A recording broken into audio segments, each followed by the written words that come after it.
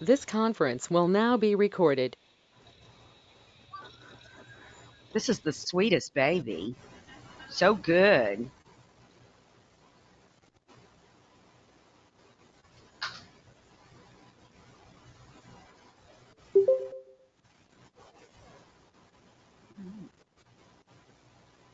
Let it go, Miss Odom. All right, perfect. All right, it is 6:06 on July 28th. The meeting of the Rome City Council will now come to order. And it looks as though we do have a quorum. Everybody's here. Um, let's start out with our invocation. We've got Pastor Van Zant.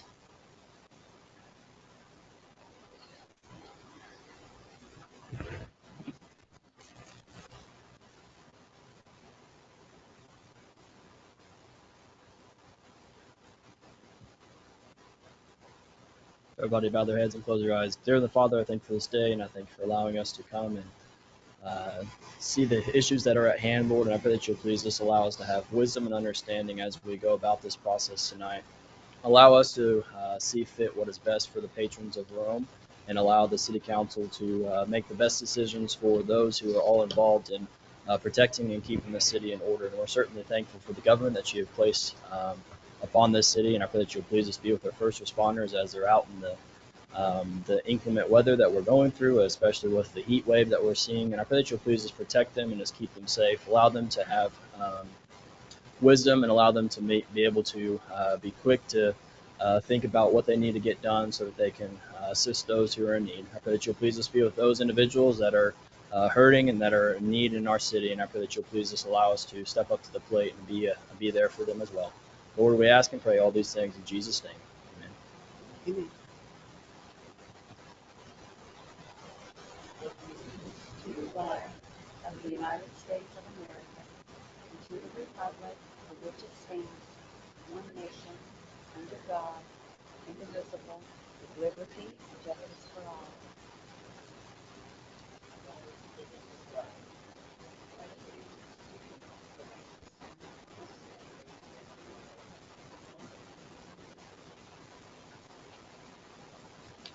All right, thank you.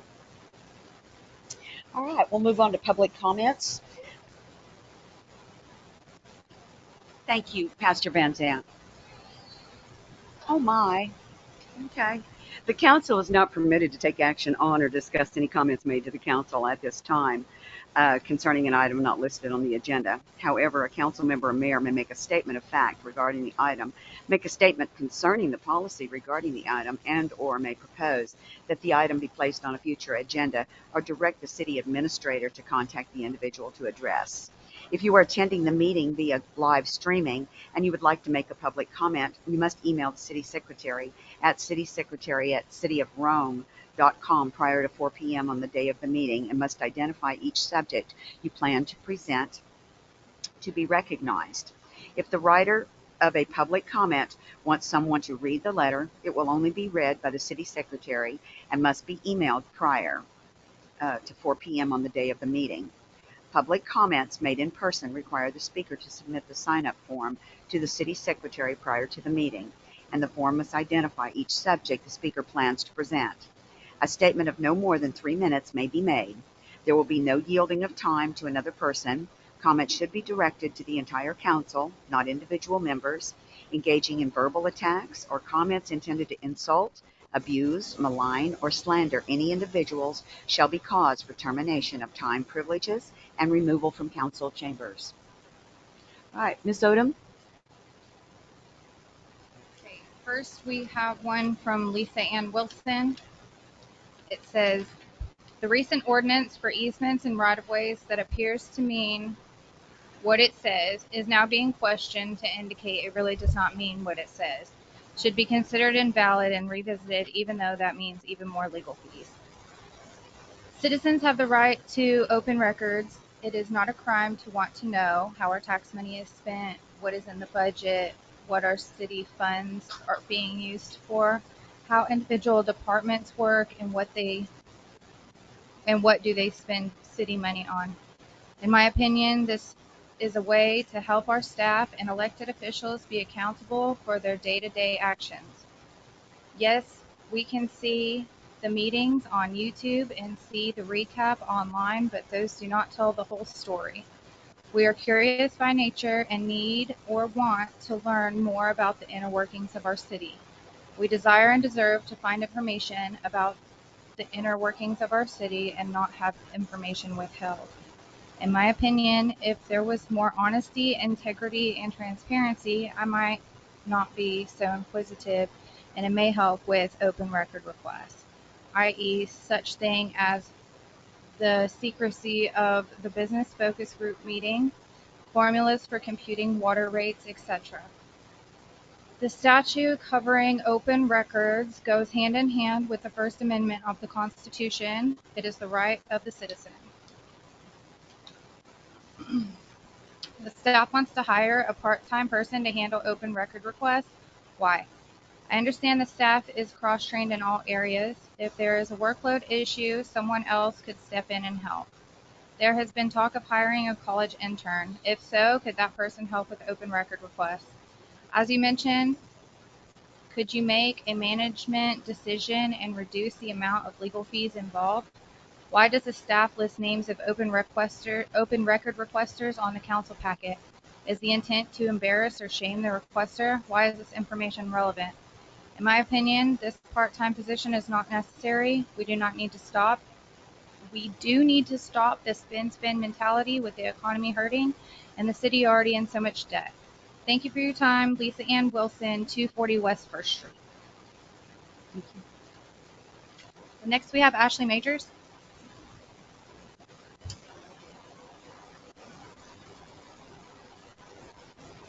Joanne Wilson.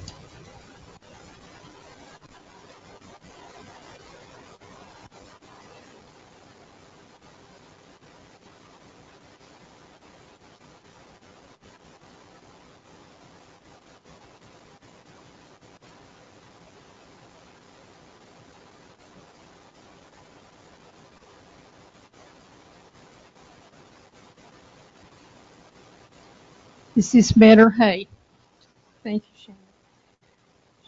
Mayor, council, inasmuch as the council will be redoing the ordinance on drainage, right-of-way, and easement, I ask that you consider what the citizens want during that and redo it accordingly. You're going to be looking at it again. Do it right this time. Do not require citizens to maintain property that is not theirs. Thank you. Thank you, Mrs. Wilson. No, you can leave it on. Next we have Deborah Beecraft.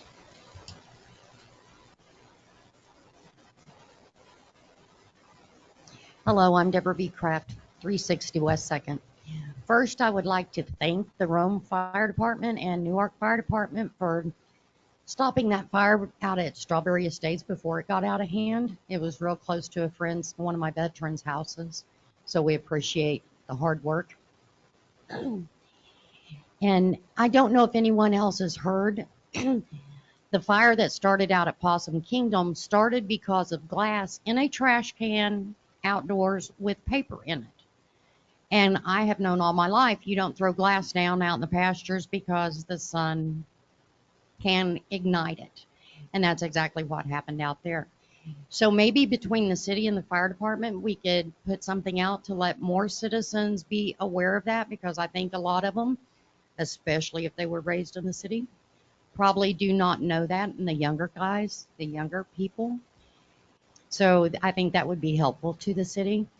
And then on that same note, right out here beside this building, there's tons of broken glass. So we're just asking, we're sitting there with the time bomb. Thank you. Thank you, Mrs. Beecraft. Last we have Ashley Majors.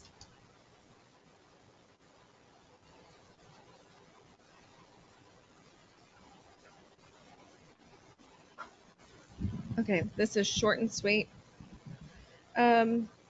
Okay, I hope y'all make a great decision about raising the water rates, since some of us in the city cannot afford with the sewer rate increase. So please make an adequate decision on that.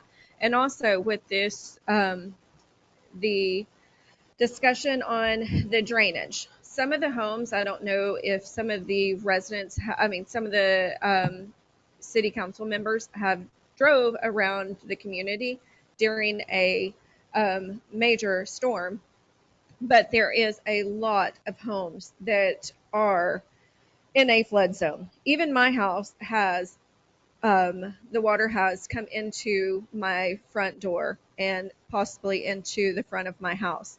And when we were receiving water into the front door, we put up a French drain.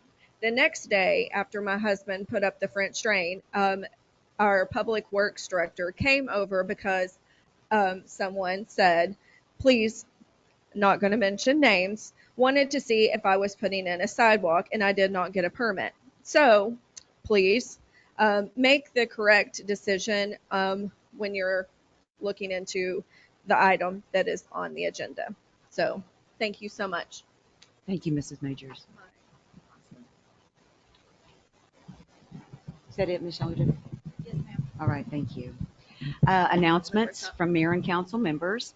Got a planning and zoning meeting August 1st at 6 p.m. That'll be here at the community center. Bulk trash pickup August 2nd, also 2022. City council meeting August 11th at 6 p.m. Also, I'd like to mention the Rhome veterans. What are you calling your thing tomorrow? Summer event will be held over in Saturday, the 28th, over in Boyd. 29th. I knew that. Yeah, because today's the 28th, the 30th. Okay, I'm sorry. It'll be over in Boyd, the 30th, at their community center, and you'll have lots of vendors and lots of cars. All right. Thank you so much. Thank you. I just have a brief announcement I'd like to make. I'm honored and privileged to serve our Rome citizens as mayor. As elected officials, we are bound by statute to the Texas Open Meetings Act. The agenda is prepared by the city administrator, and your elected officials meet twice a month in this public forum to exchange information, discuss, deliberate, and take action on agenda items. Without my knowledge, on July 26th, at least 2 council members were solicited individually and queried about specific agenda items outside of a public meeting. Transparency in your city government is key. Thank you. Okay. Consent agenda. The minutes of the city. Yes, please.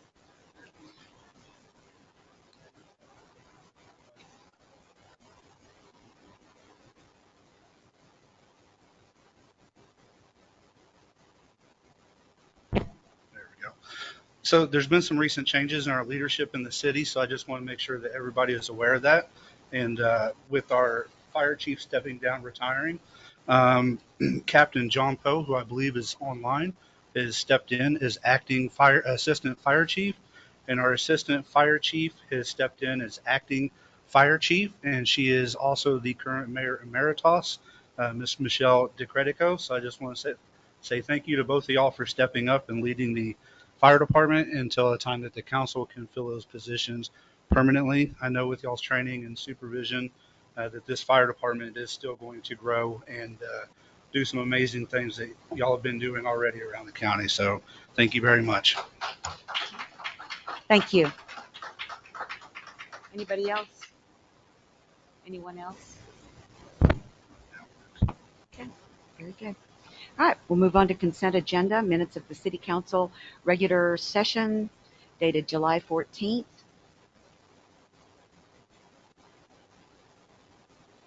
Motion to accept. I'll motion to accept. Okay, do I hear a second? I'll second. Okay, all in favor? Okay, very good. The ayes have it. Monthly board minutes. The minutes of regular planning and zoning commission meeting dated May 2nd.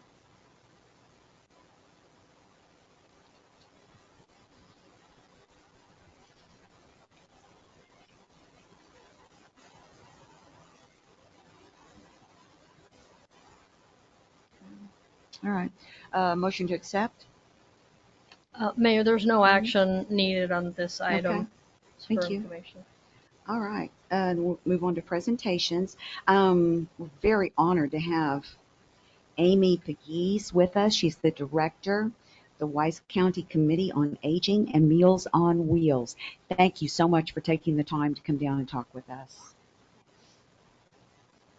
I want to thank all of you for having me here tonight. Okay, I'm short. I'm not that short. Okay. I have given all of you a copy of the PowerPoint presentation. Are you going to do the clicker for me? Yay. Okay, good. So that you would have it. Y'all are the first ones to get our August newsletter. This is a newsletter that we send out to all of our clients so that they know what's going on, if we have any announcements that's going on, when we're going to be closed. It's a nice, informative newsletter, and we give it out to all of our homebound clients. And I have to move that because otherwise I won't be able to stand here. Okay. Wise County Committee on Aging.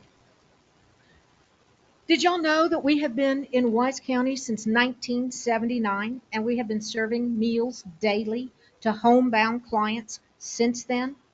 We used to buy our meals from Fort Worth. We don't anymore. We now cook them here in Wise County. We are a nationally recognized organization from Meals on Wheels America. 10% of our clients are here in the Rhome area and the surrounding, going into Newark, Aurora, Haslett, New Fairview, 10% of all of our clients. And we're asking you to help us. We need financial and labor support. Currently, we do not have enough volunteers every day to deliver to all of our clients. We have over 3 routes that we deliver just in this area alone.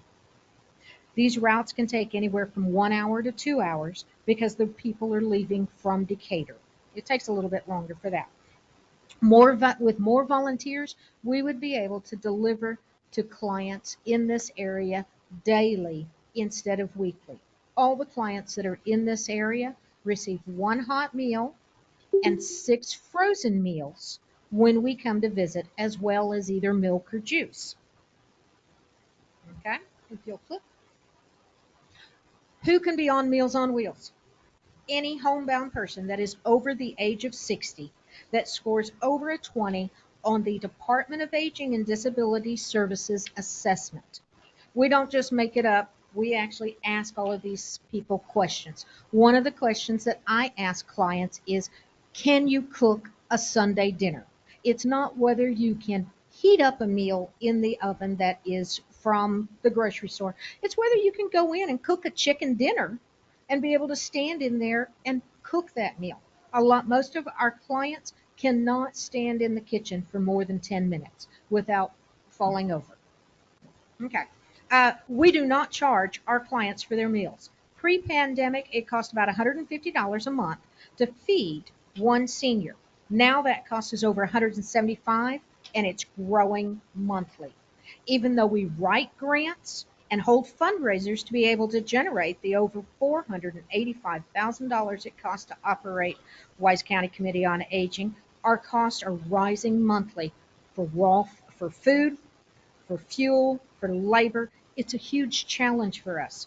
6 years ago, we had less than 75 people on the home delivered meal program, and we had no congregate meals whatsoever. We served over 20,000 meals a year 6 years ago.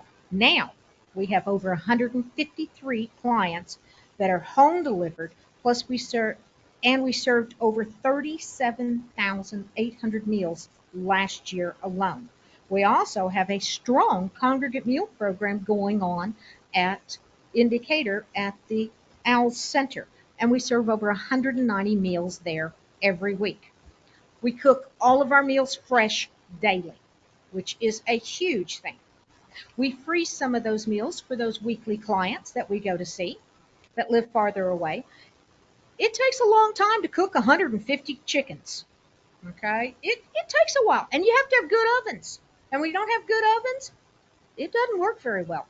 Every day, our volunteers come to the Decatur office to pick up fresh meals to deliver around the county. Some of our volunteers deliver once a week, others deliver multiple times a week, or when they're called in an emergency. You never know when a volunteer is going to get up in the morning and say, I got COVID, I can't come in. And then we have to find somebody to run that route real fast. Okay? When weather is predicted to turn bad, that's when we're thankful to have our local kitchen. We shine as we are proactive in inclement weather situations.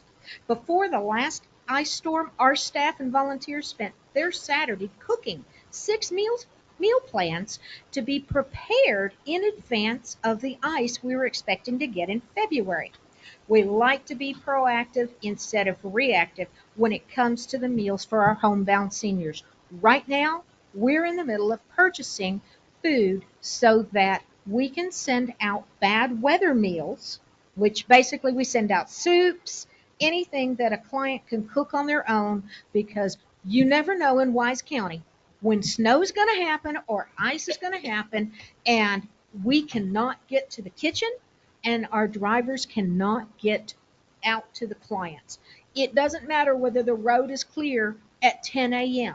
It's whether the road is clear at 5 a.m. so that we can get to the kitchen in order to cook those meals. And there's no way I really want to call up the sheriff or any of the fire departments or the police departments and say, hey, can you come deliver our meals? Because our volunteers can't. I want to be proactive. So we give every client a bag of groceries sometime in October or November. So I've been around for October 17th snowstorm, so that we can have food in their houses. Now, we also know that these clients, sometimes they're just going to look at the food and say, no, I'm eating it now. So we do send out extra meals if we know we're going to have another snowmageddon. It's happened. We know it. It's going to keep happening. We have one of the only commercial facilities in the county able to prepare emergency meals in the time of a disaster. And we know we are a vital cog in keeping our Rhome citizens and Wise County citizens fed. After Snowmageddon, we cooked over 400 meals and had them available to anybody on, let's see, Snowmageddon was Sunday, Monday, Tuesday. And on Thursday, people were still out of electricity, but we could get to the kitchen and we cooked meals so that people could come pick them up. And we had over 400 meals that we gave out that day. What's it like to be one of our clients? Your family.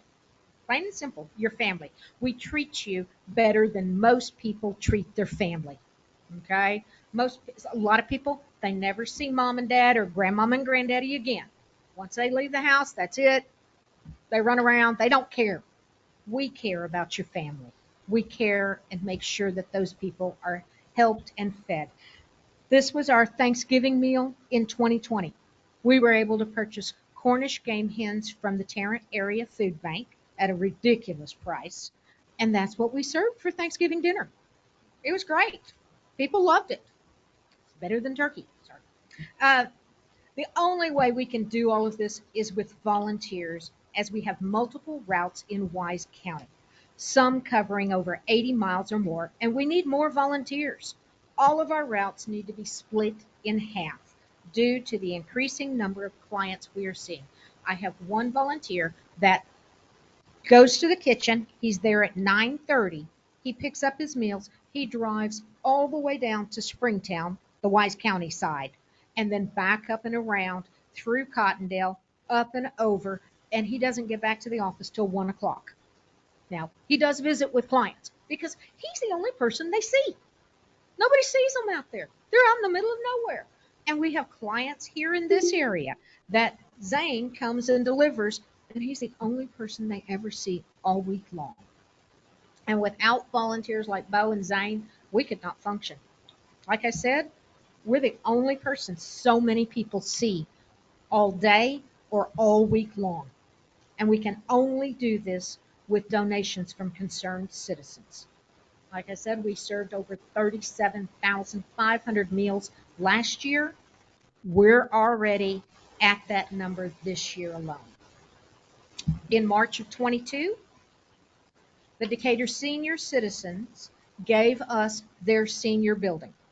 They weren't using it but one day a week, and they knew that we could help and help more seniors with having that building.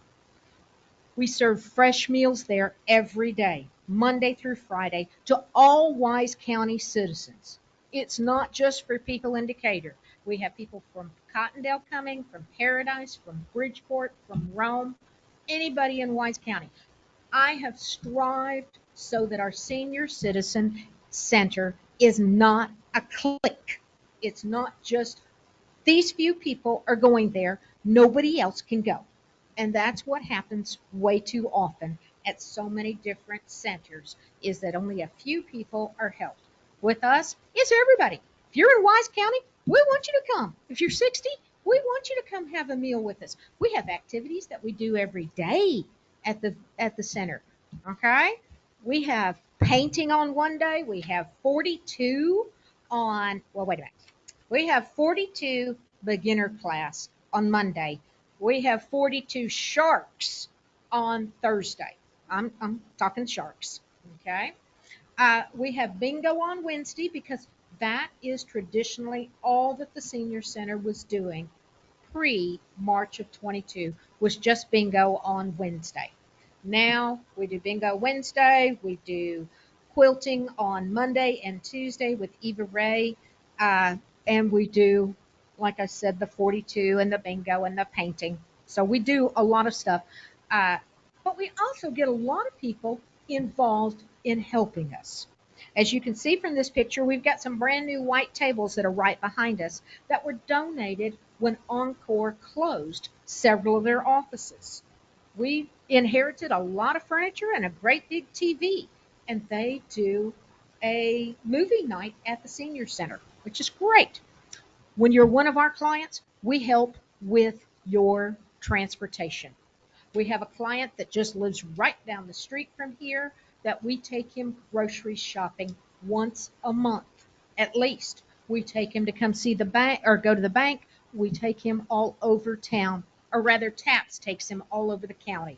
We don't go outside of the county, but we help get those rides for clients. We help pay for those rides. We do everything that we can for our clients, money providing, okay, which is a problem, okay? How can we do it all? Well, like I'm saying, we can't do it all. We write grants, we hold fundraisers to be able to generate the over 485,000, and I have to keep saying that to myself because when I started, our budget was less than $175,000 6 years ago. It has grown to 485,000, which is ungodly. Okay, that is just a massive amount of money. Uh, the drastic increases in food, gas, and supplies is hitting us hard.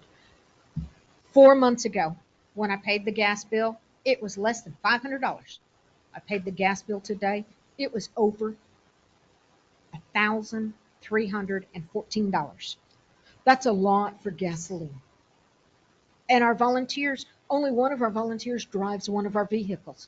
That's just us going out and delivering meals or picking up our meals in Bridgeport or driving down to the food bank in Fort Worth to pick up food. Our budget has almost tripled in less than 6 years with the number of new seniors that have been added to the home delivered meal program. With all the new people that are moving into Wise County, the need for our meals is growing faster than we can keep up with it. This week alone, we had somebody call in and said, my family has already moved there. They need Meals on Wheels. We're moving in from out of state to help take care of them. How can you help them get onto Meals on Wheels? We suffer like every other employer now with the lack of staff and no funds to pay the ever increasing cost of new employees, let alone give our devoted staff raises or benefits. We hold various fundraisers annually, but it is by no means enough to keep our program going without your help. That's why I'm here tonight. Please consider putting us on your Rhome budget for the fiscal 23 budget. Your support of $10,000 annually will help our growing financial needs going forward. This will help us keep up with the growing number of seniors in the Rome area that need meals and other services. As the southeast corner of the county is having the biggest growth right now, more seniors are moving in daily, and we need your help to keep up with that demand. Right now, I have over 30 seniors who have already been approved for Meals on Wheels services, but I can't put them on the budget because I can't put them on the meals because I can't keep them on the budget all year long. And if I can't keep them on meals all year long, I can't put them on for 1 week. It's got to be till they need to come off of it. I want to thank each and every one of you for having me here tonight. And if you have any questions, I'm here. Ask away.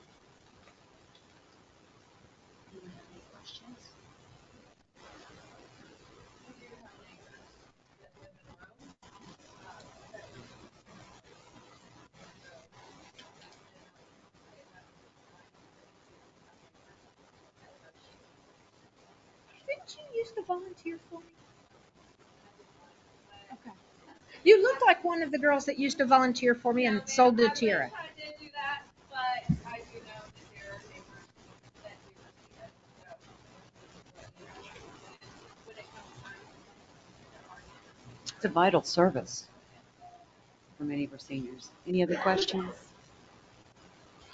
No questions? Dang, and I even came with, prepared answers for you. Bless your heart. Mrs. Pegues, thank you so much for Thank you. coming. Thank spending you your for time having with me. us. And if I can chip in, I also do stuff for DAR, and I will be calling on you to help read the Constitution for September 17th. Thank you so much. I'm presuming that's Daughters of the American Revolution. Very good. Thank you.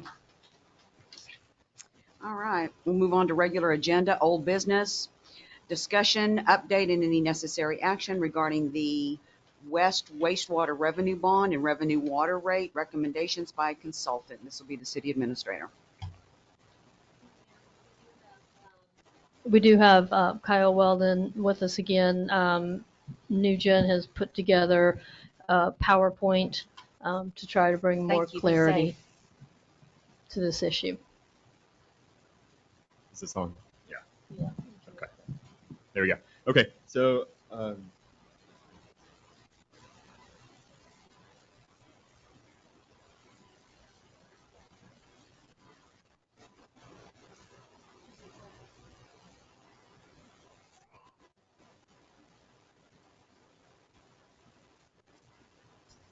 perfect. So as Cynthia,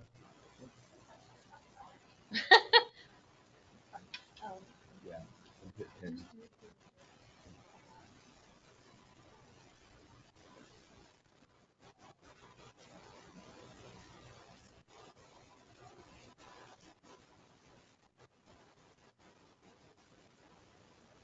Okay, perfect. So as Cynthia mentioned, my name is Kyle Weldon. I'm with Kinley Horn and Associates. I'm the civil engineering consultant for the city of Rome. Our sub-consultant, NewGen Strategies, is the one who put together this PowerPoint presentation tonight. Unfortunately, they had some conflicts and weren't able to be here. But they were the ones who also pulled together your water and wastewater rates study that we did initially back in March of 2021. So I'm going to walk through a couple of key things tonight. I know I've presented on this a little bit at the last council meeting, but we're going to talk about some key differences here. So we'll start with this first bullet. We're talking about the March 2021 rate increase. And I just want to go back and remind everyone, the goal there was at the time to raise the wastewater rates. We knew that there would likely be increases necessary for the water rates, but at the time it was decided to only raise the wastewater rates. And I'll put this in a scenario that may make a little bit more sense. So think about this as a patient who is literally on his deathbed bleeding out, okay? So that's how your rates were initially set up. They haven't been raised in a very long time, and your system needs a lot of improvements. So the most immediate impact that we could make was to stop the bleeding. That's where the wastewater rates were increased. And so at that time, council decided that they didn't want to raise all of the rates at one point. We wanted to take it up in multiple phases. And so the one that made the most impact to the system was increasing the wastewater rates. So we made those increases in September of last year, knowing that this would get us stable, but ultimately you'd still have to do the surgery to fix the patient. So here we are in the following year, and we're at the point where we need to start considering our water rates. And what this ultimately does is this gets you up to par so that you can start making changes to your system that are necessary and maintaining that. And then in the future, just like every city faces this, rates will have to continue to increase. Your costs go up, and your infrastructure ages. And as that happens, you have to have a way to pay for those things. So that's where we're at now. A couple of key things that I want to run through, and what this PowerPoint really nails down on is where those changes came from and why we're where we are right now versus where we may have been. And when I talk about that, I'm really referring to the fact that the amount of debt that we're looking at taking out is less than what we had previously looked at, but we're still having to do a little bit of a higher rate increase than what we were originally anticipating.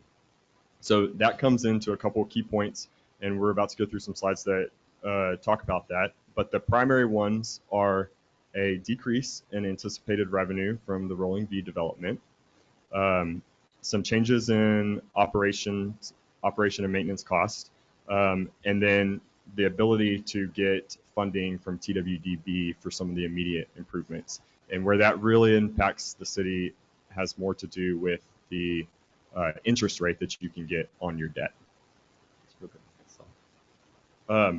So what this shows is what the financial analysis that was done in March of 2021. And there's a couple of points that are highlighted here, and they're the ones that I just mentioned. So back in 2021, when the original rate study was performed, we anticipated Rolling V having units coming on immediately in 2022, in this year. And that was based on some schedules that we received from the developer and how we anticipated that growth to occur.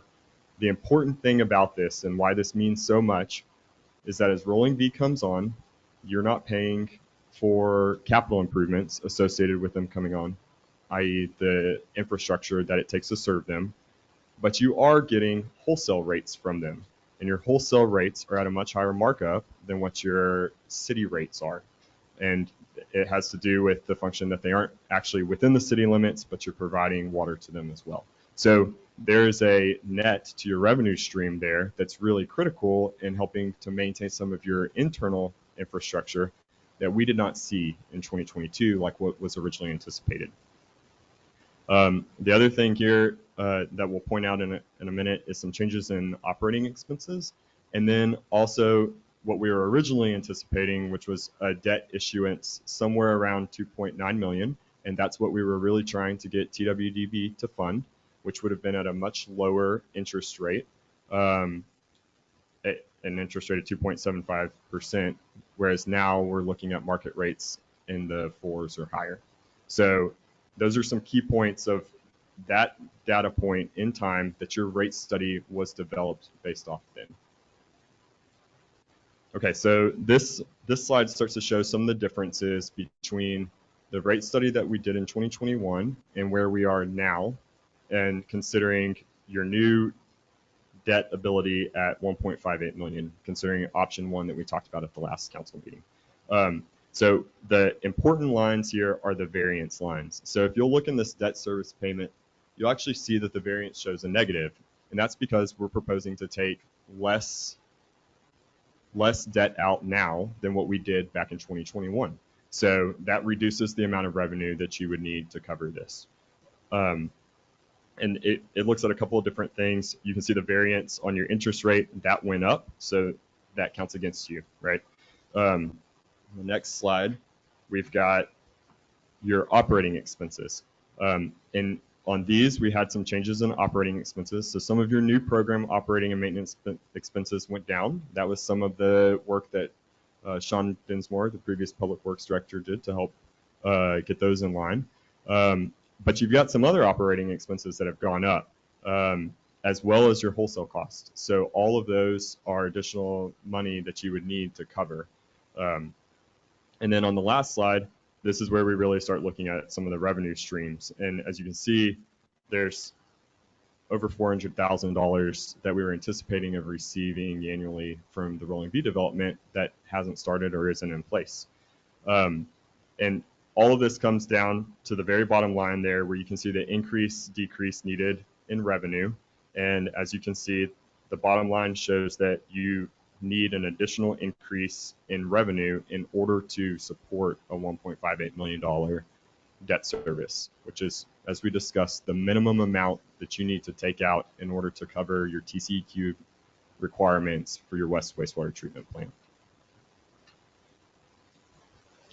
So this kind of goes through that. That gave us a comparison of where we are now versus 2021. What Nugent also did was they put all of these down for each of the different three options we discussed the last time. So option one is our $1.58 million debt, and that would be a water increase of 10.5%. On the next slide, we've got option two, which was the $3.83 million debt, and that's a water increase of 30%. And then on our last slide, we've got the debt of $5.9 million, which would be a 48.5% increase to the rates. I think one of the important things that I really want to focus on, and that's really important for y'all to remember, is that these numbers are constantly changing. There are so many variables and factors that go into this. When a rate study is performed, you're doing it at a single point in time, making your best educated guess at what the future holds. And none of us know what the future holds. So we base that off of the best projections that we have in expenses, in revenue streams, and ultimately what the market may do from a rate perspective. So what was done in 2021 is going to look different than what is being done in 2022 because of all the changes that have occurred over the past year. And this will continue to change as we move forward. So to say that a rate should be stagnant in time and there should be no changes is not realistic. And I know that may sound a little harsh, but it's one of those things. This comes with operating a business, and your water and wastewater system is a business, and it has to be thought of in that way. So I'm happy to take any questions on this. And if I think there's some additional information that was provided in y'all's packets, some things from our last presentation, as well as some other information. Were we supposed to have a copy of that? No, I put the copy of the last one in your packet. I can get you guys a copy of this. So the presentation he did last week, well, I'm sorry you weren't here, but it is in your packet.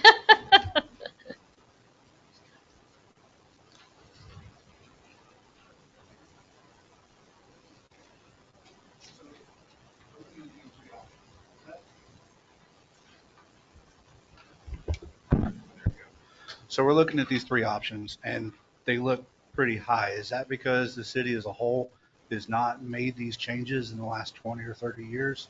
You're talking about the rate increases? Right. Yeah. So basically, they're based off of the improvements that we're proposing, and those three options are dependent on the amount of infrastructure that you want to put into place now. So option one is the bare minimum. It's what TCEQ would require you to do in order to bring your West wastewater treatment plant up to TCEQ standards and guidelines. Option three had some additional components in it. There's some other improvements that could be done that would make the plant operate more efficiently, and then also expand the service life of your plant as well.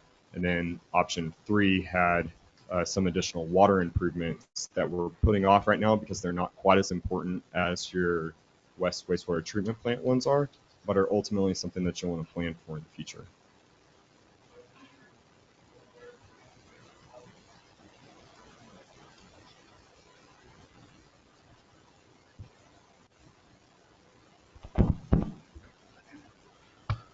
So you're probably aware of the antiquated systems, correct, of the water, wastewater that we have. Based on what the city has currently and knowing the growth that is coming in, whether it's RVR or the other developments or whatnot, What is your professional opinion on the option that the city should take to set itself up for future success instead of just putting a Band-Aid on it where we're going to have to come back in a couple of years? Well, I think that you would need to, I think this is where you start looking at how your impact fees that you've implemented and your water and wastewater rates apply, and how you can leverage both of those in the best case possible in order to fund those. But really, a lot of this comes down to planning. So we pulled together a master plan previously. I think that was completed in 2019.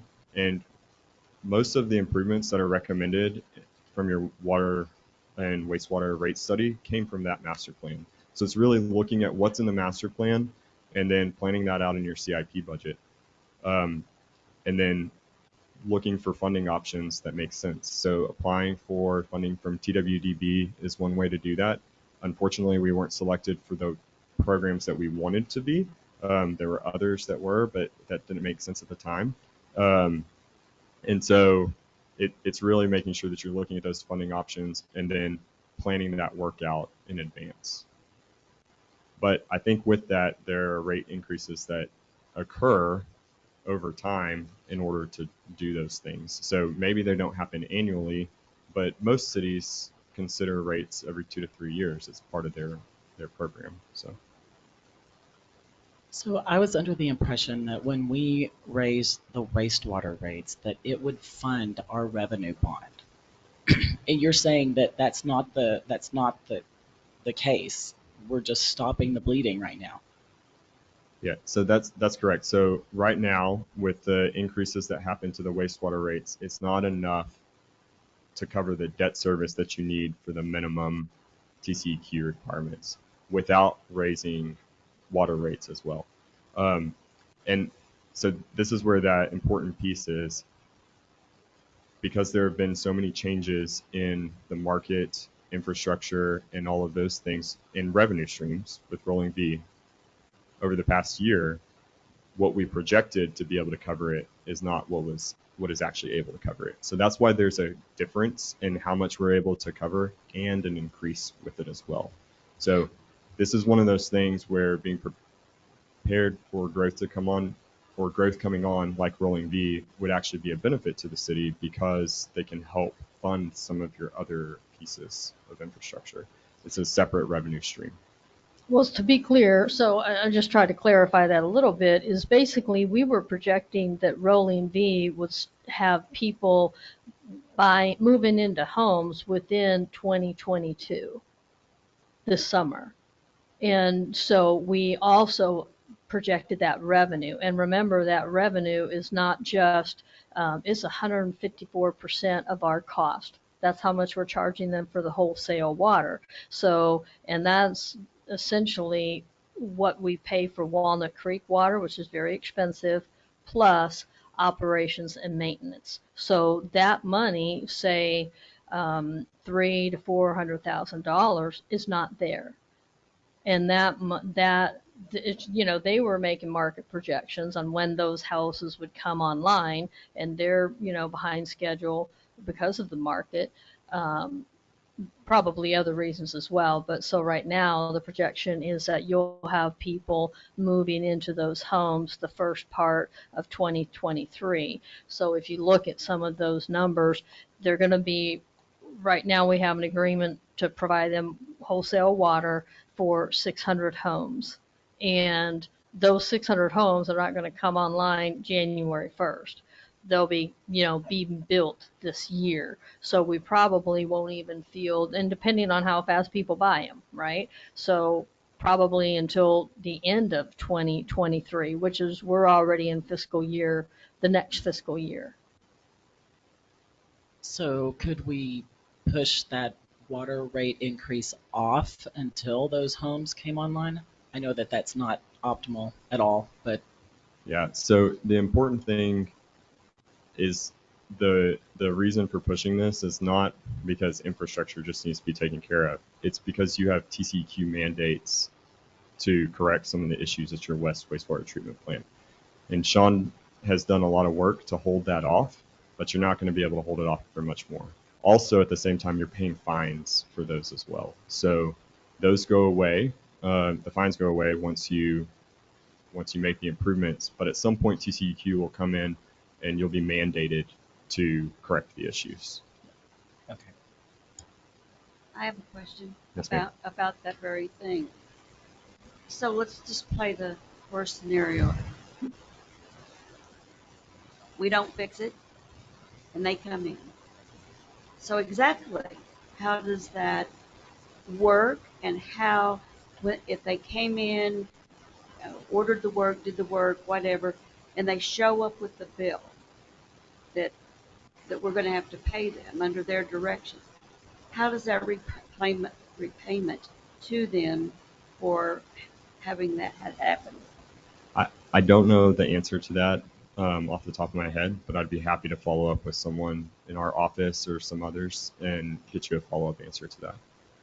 I think that's a pretty important thing for us to consider if we're talking or considering not doing anything.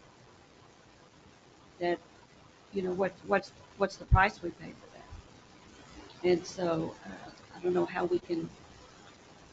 I can take a guess that being proactive would serve you better, because rarely is waiting and being mandated to do something going to be financially better for you.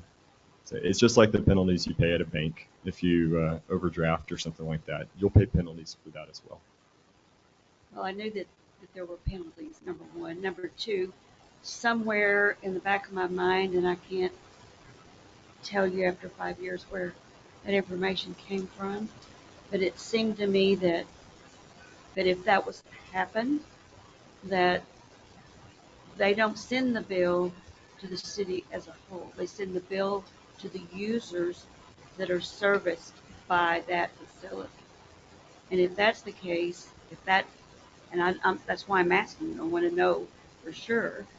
If that was the case, then that would mean that only those folks that are on the west side of Old Town, Ellis, some of the commercial properties, that would be who would be paying the bill.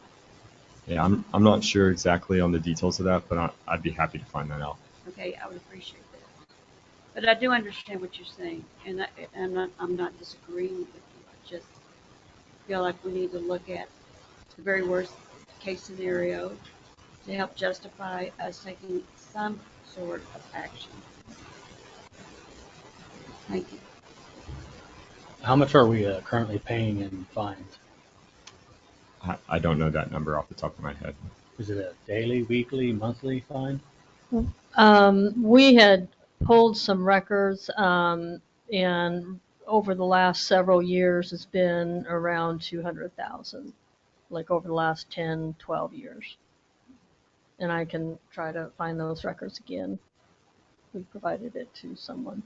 So are we currently being fined right now? Yes, Sean had explained that there is an issue at our West Wastewater Treatment Plant. It's basically surrounding the I&I. And so we've kept kicking the can down the road and doing Band-Aids and not fixing the problem. And so Sean was able to say, hey, we've got, council has authorized a revenue bond. This is back last year, for 5.9. And so council's taking action to address the immediate short-term critical needs at the West Wastewater Treatment Plant. And that is what has been kind of keeping them at bay.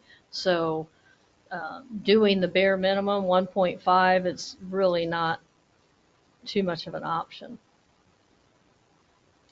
I'd like to know how much we've been fined since we were, since this became an issue, has been brought to city council's attention. We'll get you that information. It's been an issue for many years, unfortunately.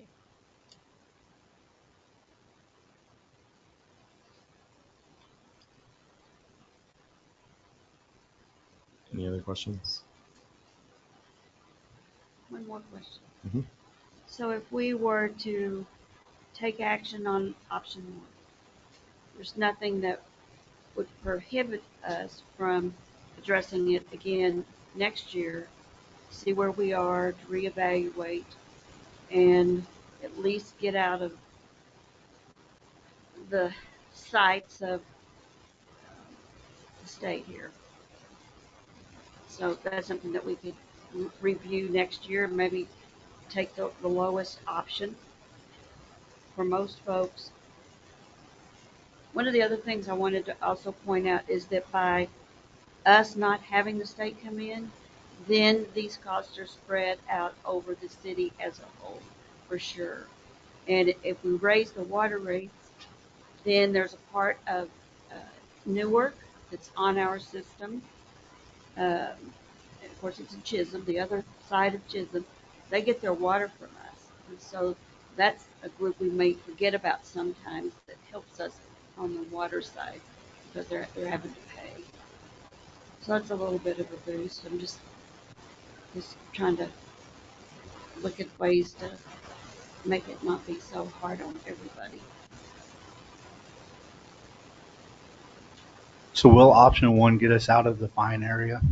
Yes, that's the minimum amount that you would need to cover the improvements that need to be made to meet the TCQ fines.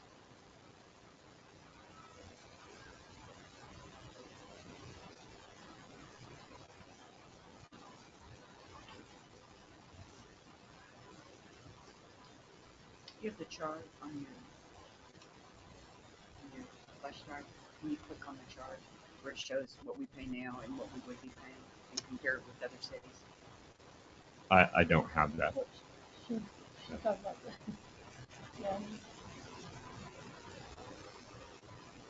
Yeah. Is that what you were talking about? I No, think you're it was talking a about the chart at comparison some chart point to that other showed, cities. You know, it went, you know, this is what we're paying now. This is what option one, Oh, option two, option three, and then it showed different cities and what they're paying. That's in your packet.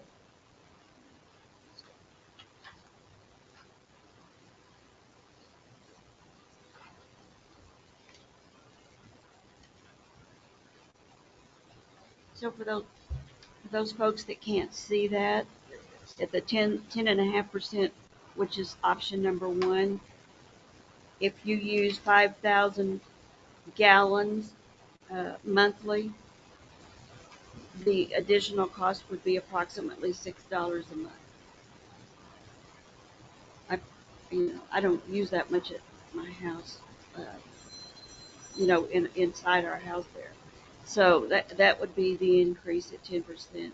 If you're commercial and you use 15,000 gallons monthly, it would be approximately $9 a month. I know everybody can't see that. And those are the average usages for both a residential and a commercial unit.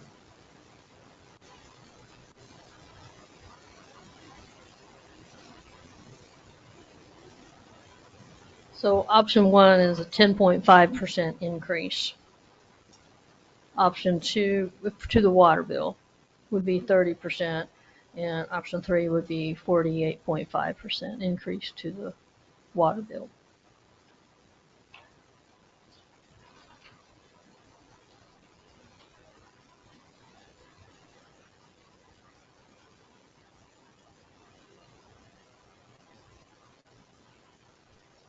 Well, I don't want to, but I'm charged with making good business decisions for the city. And then we can't have the state come in here. That would cost us way more than $6 a month. But I'm not in favor of option two, and I'm not in favor of option three. I just think that we've done about as much as we can do at this time. Wastewater has been a tremendous impact on this city, and when I understood we couldn't help it. We're in trouble on that side, and we have to run this like a business, and that is our charge, is to be good business folks. So in order to take us out of jeopardy with the state, I make a motion that we do option one. I second that.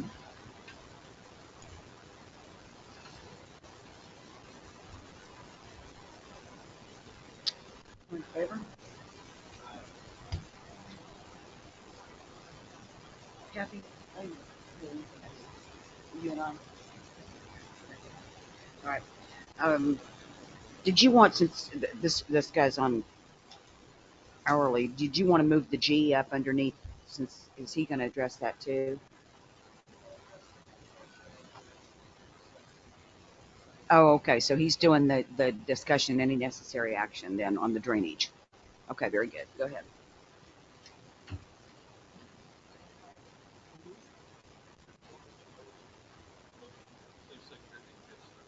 Priest, tie, and all I.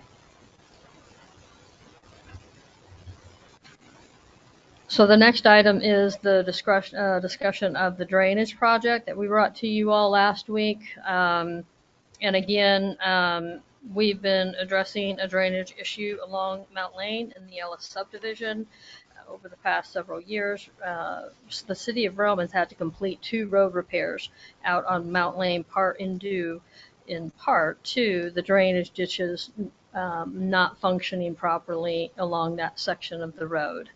And so they need to be reestablished. The estimated cost to do so would be $15,000. And at the last meeting, ordinance 2021-2023, grass, weeds, limbs, drainage was brought up.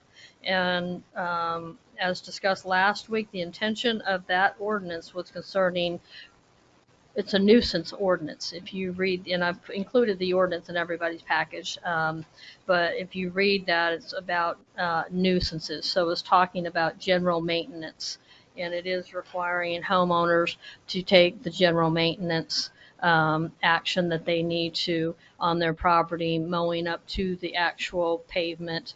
If they have culverts that have been that are stopped out, they need to unstop them, that sort of thing. And that's what that ordinance is about. It doesn't preclude the city from making, if you council chooses to make a decision to invest in $15,000 to keep from spending another $100,000 over the next 2 years. So I know that a council member has a PowerPoint that he wanted to share with the members. So Wow, kind of small.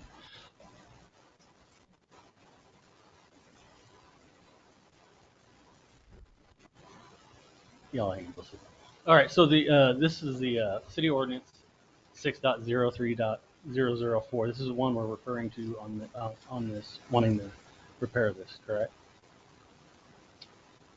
This, well, because this is what you're this saying. is not something I brought up because it's not applicable to the problem, but I know it was brought up. So Okay, well then, can I go to the next slide? And both of these were approved by City Council 11/15/21. But that one is drainage, and it talks about that the landowner is responsible for their ditches and their culverts and making sure they're clear and clean for water flow. Isn't that what we read?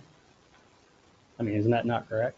it's it for doesn't the say general maintenance. Is not for them to perform engineering work. No, I understand. The drainage So they're not for allowed the water to flow properly. Okay. Well, then let's go to the next slide. This is in Ellis. I know it's hard to see, but this is obviously in the Ellis Homestead subdivision. We have, if you could see it, if it was bigger. Those are clear culverts. That's what they should look like. So the water flow is able to flow. And I'm sure when they built this subdivision, they had engineers that went through this to make sure the proper water flow. Next slide. Now this resident at 1114 Mount Lane decided to fill in their ditch and their culvert. And this is right above the issue we have on Mount Lane. This is a city ordinance violation. According to 6.01.002 that was approved by the City Council of November 15th of last year.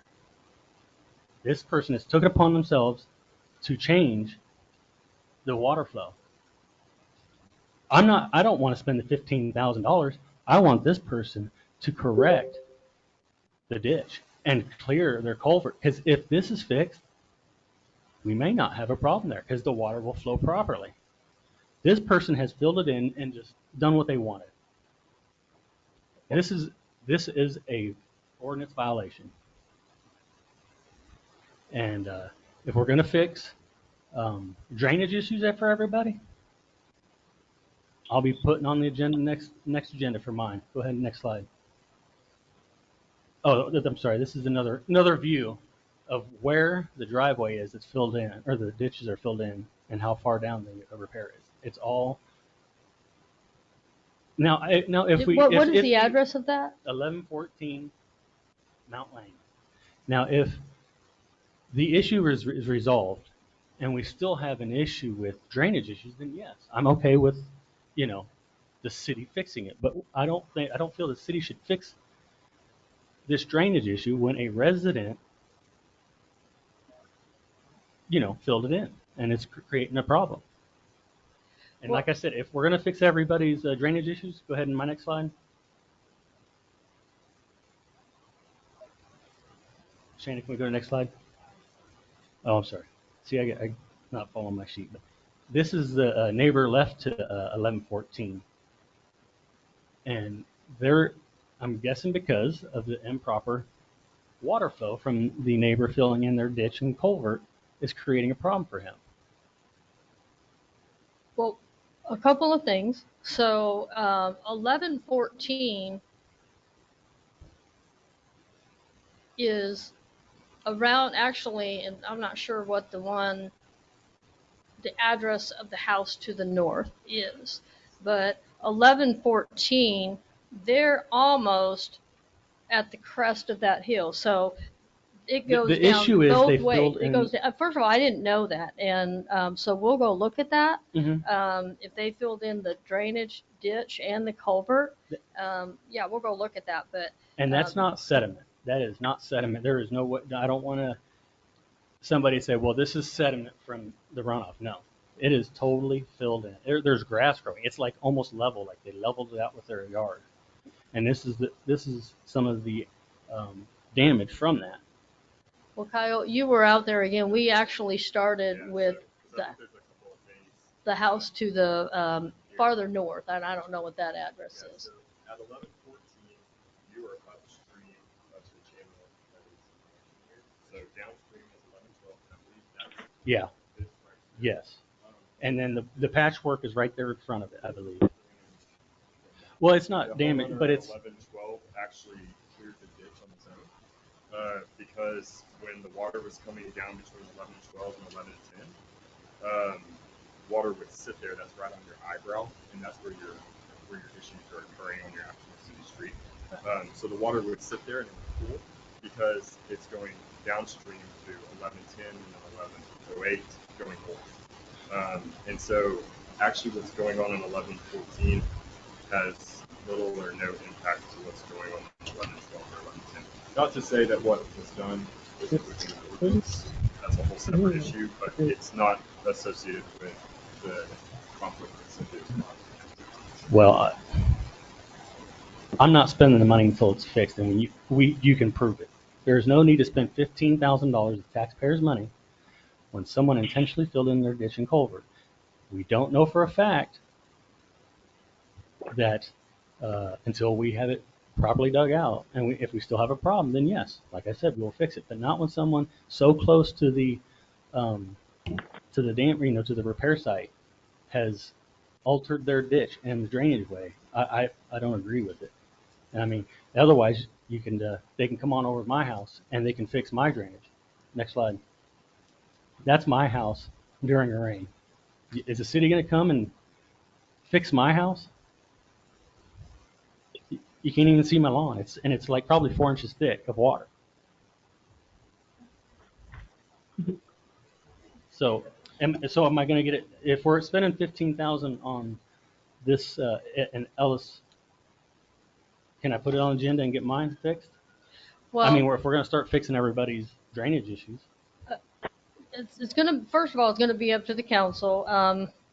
And number one, but number two, if the council is, the reason I'm bringing this to the council is because it's a $15 $15,000 fix to potentially avoid spending another 100,000 over the next 2 years, where we know that we have an engineer that is telling us that this is the cause of the problem, that the dishes downstream, not the one that you mentioned, although we will go take a look at that, but it doesn't impact this particular problem. That problem originates between the house next to it and the house further north of it. Okay, I'm sorry. I don't know his name. I forgot. His Kyle. name. Kyle?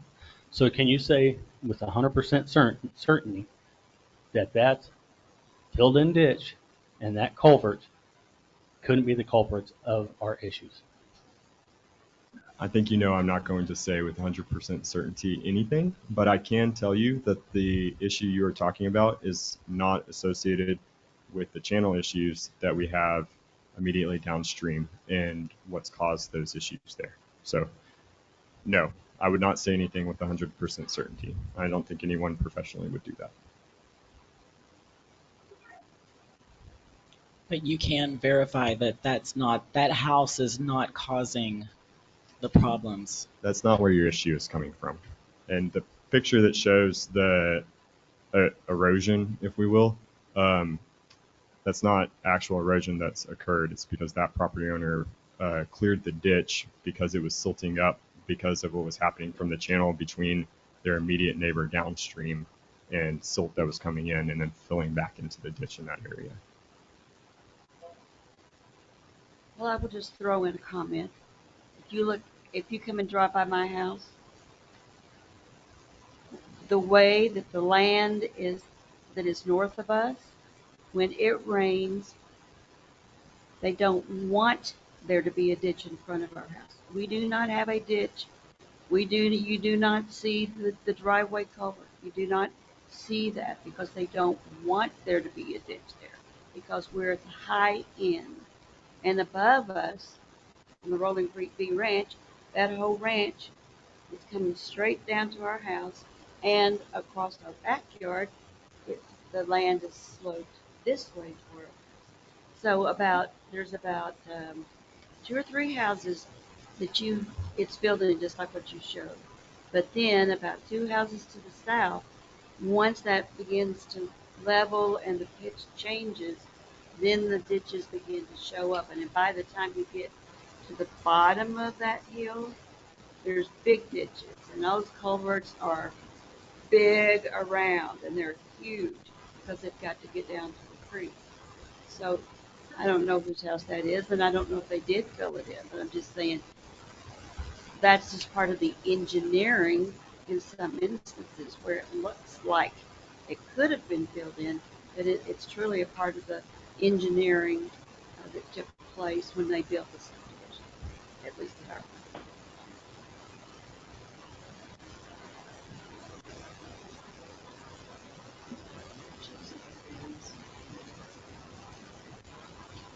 Yes.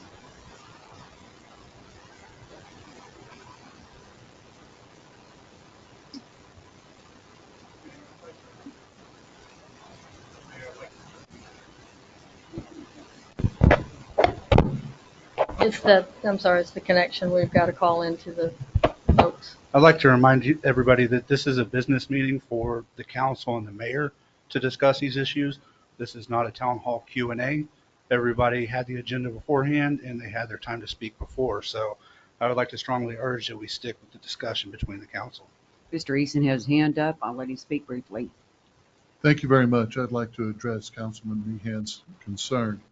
When Tommy and I moved in 2013, there was no house at 1112. And we had our neighbors point out to us that when a heavy rain came in, that the underground, the way the water flowed underground, there was a fountain, a spring that would shoot up 6 feet into the air in the very back of 1112. Okay, and the way the grass flowed, that water would come down and it would flow through and it would go down the bar ditches, and there was no issue. When the house was built at 1112, we had told the builder, we had told the homeowner that they had that fountain there and they needed to do something about it. they disrupted the way the water flowed naturally. And when they started putting in all the dirt and they started removing the grass, it immediately, when it would rain, it would take all that silt from 1112 and it filled in the bar ditches along the north side of Mount Lang. Okay, so now those bar ditches are filled with silt and grass has grown over them, and you can see that there's no longer room in those bar ditches for the water. So when you look at the cause is that when the builder built 1112, they did not properly work with the water drainage. Now at 1114, that's been that way since I moved in 13, and there has never been an issue. It is the high point. So I observed that it happened after the building of the house on 1112. That's when the problem started. Thank you. Thank you. However, what I suggested last council meeting, we go to fixing one, and I realize, we got to be careful with the damage to the street. We got to fix this one. You've got issues on about the 300 block of Morris. You've got issues on the 300 block of First Street that fill up. You got the issues over here on Randall, and then over on Virginia that do not have adequate drainage. So, I'm sorry. Oh, yeah, on Dogwood as well. And so it's my feeling that we're going to get into a whole can of worms.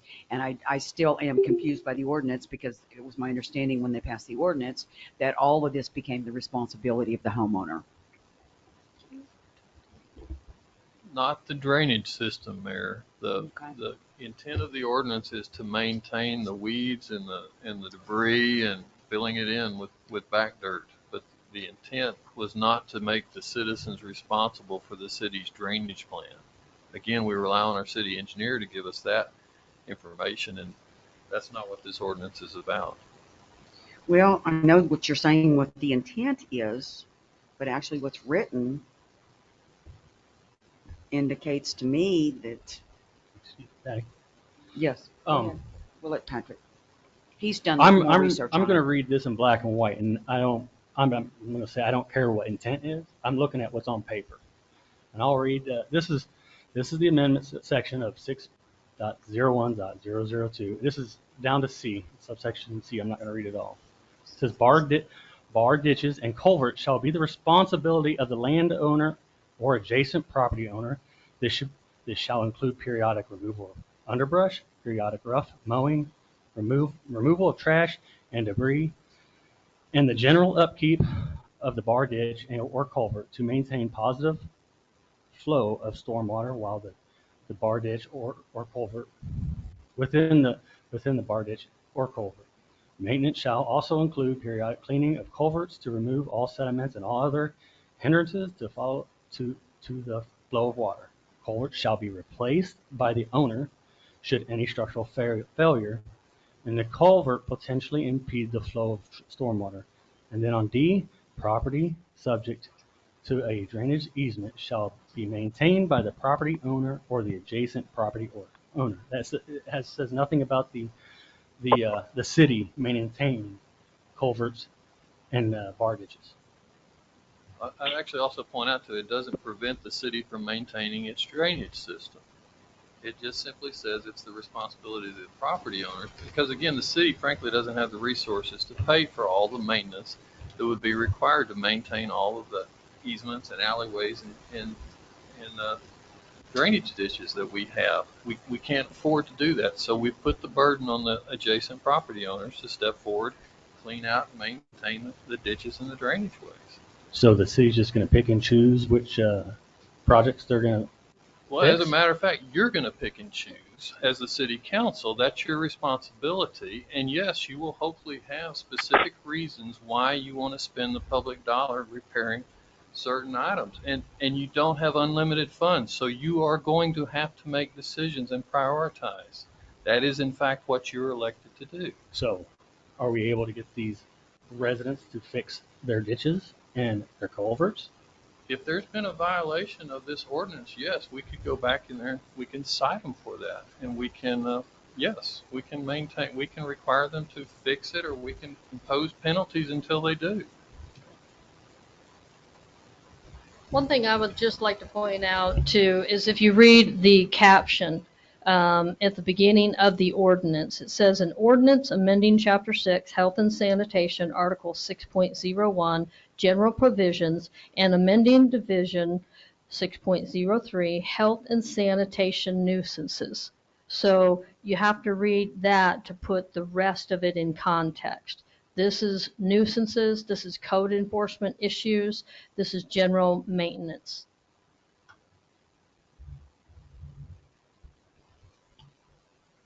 Mm-hmm.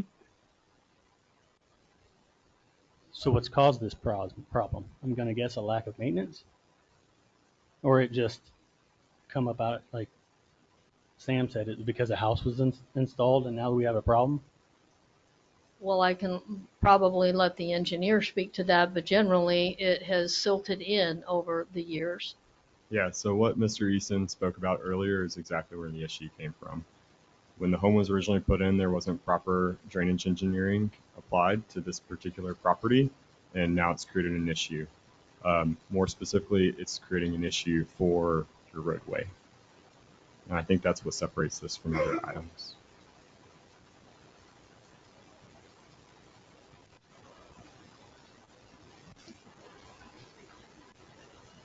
Quickly.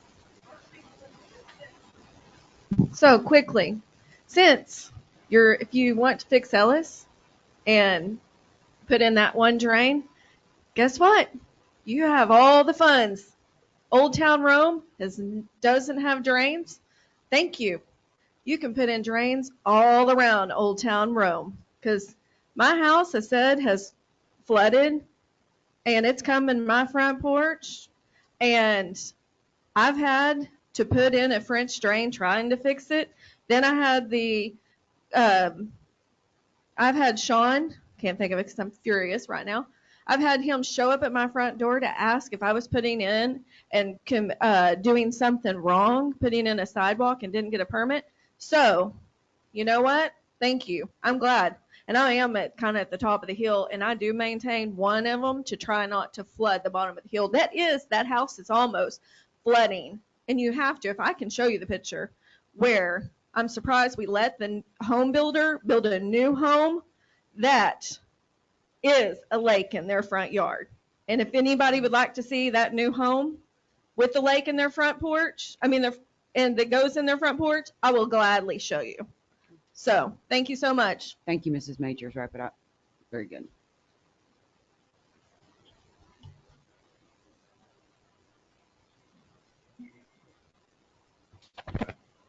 Cynthia, can we fix the microphone issue next time?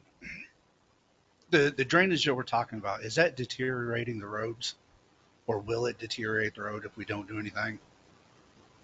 It has been. It has been. Yes, that's why we spent $100,000 over the last 2 years. So if we just, okay. So the way I see this, and you can correct me if I'm wrong, Cynthia or Carmen, the alleyways and easements ordinance that we talked about, where the homeowner's got to take care of the easement. We're talking trash, grass, etc. Whatever drainage is already there, they got to take care of. This is kind of similar in that the bar ditches are there because they're a drainage system. So in Crown Point, we have sidewalks and we've got drainage alleyways. But in that area, they have a drainage ditch. So same thing. They have to maintain the drainage that the city put in, right? Because we already put it in, they just got to maintain it. Any changes to that drainage that affects the city property is on us, not the customer. Is that right? So I know it's hard to explain. So on an alleyway easement, whatever, if the gas line breaks, we have the authority to go in and fix it because that's our job. We maintain the systems, the gas, the electric, whatever's in the ground, correct? Yes. Well, okay, so they have the authority to go in there. Same thing with the bar ditches, because the city or whoever built it put in the bar ditches. because that is drainage that the city has to put in place. So because the drainage issue is affecting the major drainage and infecting the roads and deteriorating the property, that's on the city to fix. Just like if our sidewalks are breaking, y'all would have to come fix that because it would become a drainage issue. All right, the ordinance is referring to general maintenance, so Right. you're not gonna, the city is not expecting each individual property owner to change the drainage system in front of their house because it all works in concert together. So when we say general maintenance, it's just like mowing the yard, keeping stuff out of your culvert. But what this is we've got to, well, we don't have to. I mean, we can just, leave it. It's up to you. But it's establishing the drainage system as a whole. So it will convey the water where it was designed to convey down at that drainage channel, the creek down there. So if we do nothing, then it's going to deteriorate the road more, and we're going to spend more money to fix more stuff when we don't already have the money to fix what we got now. So it'd be in our best interest to fix it so that we don't have to fix it more down the road. But that drainage also affects, when it rains, that drainage also affects over on Moore Street because it runs over the road, also on the 300 block of First Street as well as Virginia. So that's also my question. All those names of streets that you guys sit there and itemize, and we've had those drainage problems for a while. Are they eroding the roads? Yeah. Morris, they did some repairs on Morris last week. I'm asking the engineer. Last year.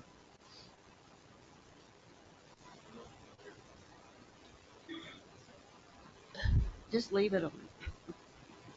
I'm not. The only thing I'm familiar with in those areas is that you have drainage issues, primarily because that area is flat. There's literally nowhere for the water to go. So in other areas where you can establish natural drainage ways and control those, then it's a much simpler solution. But when Old Town Rome was originally established and put into place, those drainage systems weren't put into place. Typically, in an area where the water's flat and you don't have room for bar ditches, you would have a storm sewer system. So that would be underneath of the roads. You are talking about millions of dollars to establish that. In this case, you have a bar ditch. You can spend a small amount of money to save a larger amount of money over time. So while I understand that the two issues are both on the table because those are what we're talking about, they're apples and oranges. You can't compare the two because the cost difference to correct one is substantially more than the other. I mean, substantially more than the other. And in one case, you're just putting money into something, and you could find a solution that would be a cheaper alternative to continuing to repair the road. So and that's pure numbers economics, and that's the only reason why I think Cynthia even brought this to the table in the first place, knowing that there are other areas that do have drainage issues, but the costs to correct those issues are significant. Well, and just to add to that, I will say that I've had many conversations with the former Public Works Director who, of course, recognized the problem as well. But it is a huge problem because you need to put in a storm water drainage system. And, he had talked about there are storm water drainage fees that you can assess in a city to do so because the cost is in the millions.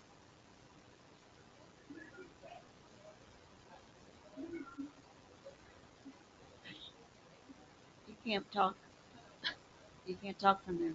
Okay, so I had a question about Councilmember Meehan saying that the culverts need to be replaced by the owners. Is that in every instance that if something happens to the culvert, a homeowner has to replace it?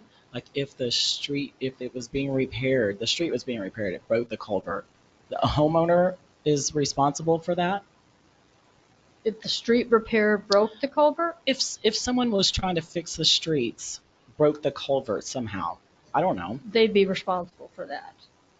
Who's they? The people Whoever was trying to fix the road. that. Okay. And so there's no other instance other than that. If we had a drainage project and you were looking at, I would say if we're gonna, what we do, if a individual homeowner is going to replace a culvert, add a culvert, they're going to have to submit drainage engineering plans to show that it comports with the larger drainage system. It does not operate in a vacuum. And I'm not an engineer. I've been around it a lot, but you can't just plop a culvert in there. You got to shoot the grade. You got to make sure. I mean, it's not one end is up and one end is down. It's not cockeyed. So they would be responsible for showing that to the city. I guess I'm wondering, natural disasters, flooding is somehow broke it. I don't know. Or wash it out. Washed it out. Yeah. I mean, because that's what probably would I don't happen. know Like culvert if lingo. So like say you did have a massive rain and it was too much for those culverts, which I think those culverts are concrete, so I don't know if they're going to move. Would move much. So in that instance, the homeowner would. Well, I mean, again, because depending that's on what the drainage. situation is, it'll probably come back to the council to say, okay, we've had this natural disaster. How do you guys? I mean, I can't tell you how. What would happen in every eventuality. I know, but it just says the homeowner is responsible, so it kind of sounds like the homeowner is responsible. Like there's no other. There's no gray area. For general maintenance, like if their culvert gets crushed, okay, because that happens a lot, culverts get crushed, and if it got crushed, they'd be responsible for replacing that because that inhibits the flow of water. So if someone was putting in a pool or something and drove over it, with the big trucks, I could see that because they're putting in their pool. I can understand that, but like natural disaster or something like that, I'm just wondering if they're.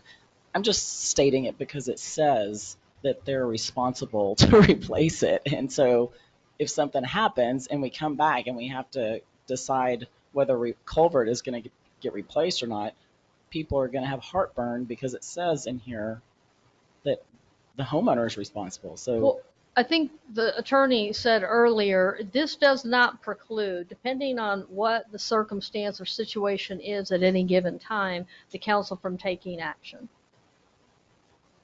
You'd have to look at all the, variables to the situation at that time. So this is a permitting situation. When a house is built, just as you just mentioned, that all the culverts, the grade situation of the ditches, all that must meet the engineering plans for the build of that house. And so that's at that point when the city passes that permit, says it's okay, it's good to go. Then at that moment, the city takes it on. If something happens to that, is that correct? Well, certainly there's some. What do you mean by takes it on? Well, at that point, once we say that we've done the permit inspection, the builder is gone, they go away, they're not there anymore, the house is complete, people move in. Once we say that they have met the terms of their engineering for that ditch or culvert or whatever, if that ditch, as far as the grade and the flow, then belongs to the city. No, it doesn't. Ownership doesn't change. We're just not going to permit. The We're not going to allow them to build it. The responsibility belongs to the city. Well, if they build it in accordance with our requirements and our city engineer has blessed it, that drainage system will be on their property and title to it doesn't change, and it will function correctly, and we won't have flooding problems. If someone comes along and changes the flow, if they crush the culvert with the pool truck example or something like that, then the individual who caused the change in the flow will be responsible for fixing the problem. Because at the point where we permitted it, we basically said it meets the general guidelines for a proper drainage system. It should work. And then we have a neighbor that fills in their ditch and their culvert. I want to see that clean before I would approve this $15 because we don't know 100% that that's not causing part of the problem. It may not stop. It may reduce it a lot. So we're not having to spend so much to fix this. But let's make this homeowner put that ditch and that culvert back to the way the city or the engineering plans was required for that at that time. Again, those are two separate issues. Code enforcement's one issue, and you brought a valid point. If somebody has filled in their bar ditch, then yes, that needs to be looked at by code enforcement. But that won't fix the other problem. And your road is still going to be undermined by the flooding. I mean, we don't know that. Once that ditch is cleared and that culvert's clear, could help, potentially help. Well, With it being so close to the problem on the street and the erosion, I'm saying let's fix one problem and then readdress it if that ditch and culvert clean out doesn't resolve the issue. Well, I know you know this, but you're paying your city engineer to give you an opinion, and he just gave you an opinion that that's not the cause of the problem. And so there's really no reason for the city to do anything other than fix it as the city engineer thinks we need to fix it. I mean, you're paying him for his opinion as to what is the cause of the problem. Okay. I disagree. I want to see the cheaper fix done first. I want to have the resident put the ditch and the culvert back the way it was. It's not going to cost us anything other than his opinion that he's given. And if it reduces the issue or eliminates the issue, we're not spending $15,000. But we still don't know for sure if he filled in the ditch. We don't know if that's how it was designed or not. All right, well, then let's put this off till next time, and I'll go, the engineer can go verify if there's actually a culvert there. I've heard rumors that it was filled intentionally, but, I don't know for sure. But if there is an actual culvert there, do we have engineering plans for that area? I mean, if we have engineering plans, wouldn't it show that there's a culvert there installed?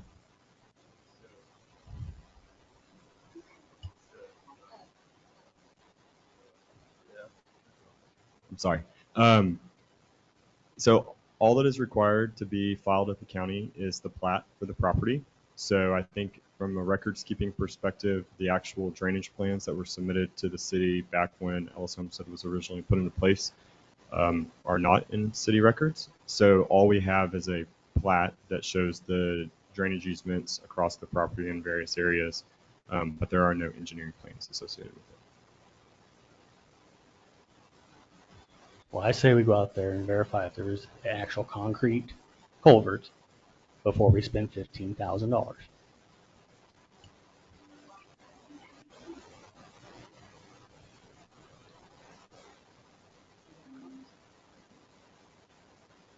Should we table? I'm in favor of, let's get more information and let's table this. We need a motion for more information to table? Okay. Motion to table? Is that from you, Mrs. Priest? Yeah, I'll make the motion. And I'll make a second.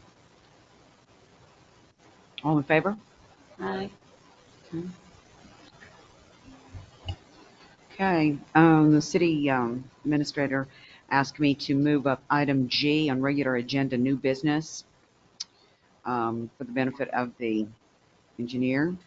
Discussion, any necessary action regarding application for dual certificate of convenience and necessity with PMB RVR.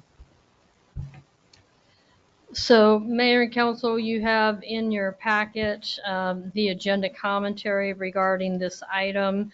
Last year, the council entered into a wholesale water agreement with PMB Rolling V Ranch for the initial phase of Rolling V developer, with the developer agreement to be the retail provider and for Rhome to provide the wholesale water. And Rhome currently hosts the CCN for this area of the development. And after discussion with PUC, PMB was informed that they would not be able to serve as the retail provider without rights to the CCN, despite the wholesale water agreement that we have. So they are requesting that the city jointly apply for the dual CCN certification for the initial phases.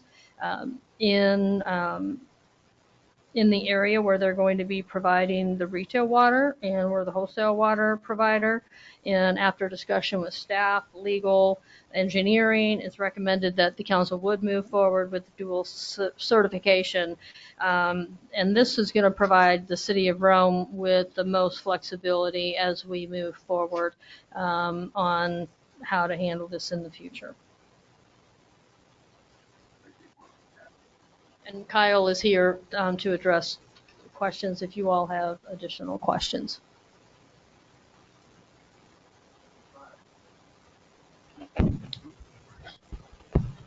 I think this seems pretty straightforward, so I'll make a motion to approve this.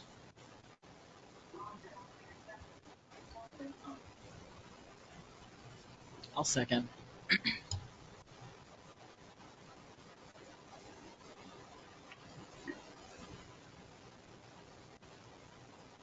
We're still providing the water out of our wholesale? Yes.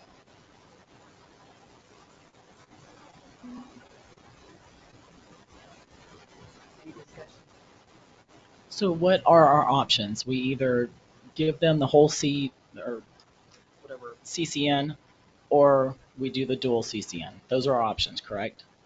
I don't want to give away. Well, I mean, those are the only realistic options. I mean, for us to be the retail provider would be cost prohibitive, and it's an immediate thing. We don't have the infrastructure and the human capital to be able to accommodate that. And there's already, I mean, he can talk to the engineering, all the engineering that's already been done with the wholesale water agreement. Does the city of Rome derive any benefit from any of this?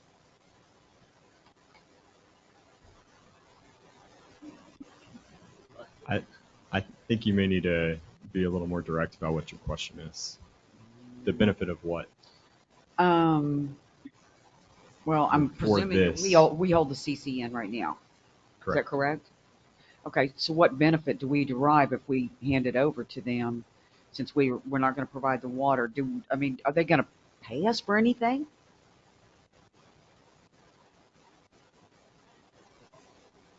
No, ma'am, you don't pay for CCNs. Okay. But they're paying the wholesale water rate, which is 154% of our cost and maintenance and operations. But you said that with our wholesale water rate, though, they're not going to be able to provide the retail service to their residents. Is that correct? Right, which is why the dual CCN, we hold on to it, so we're not giving it away.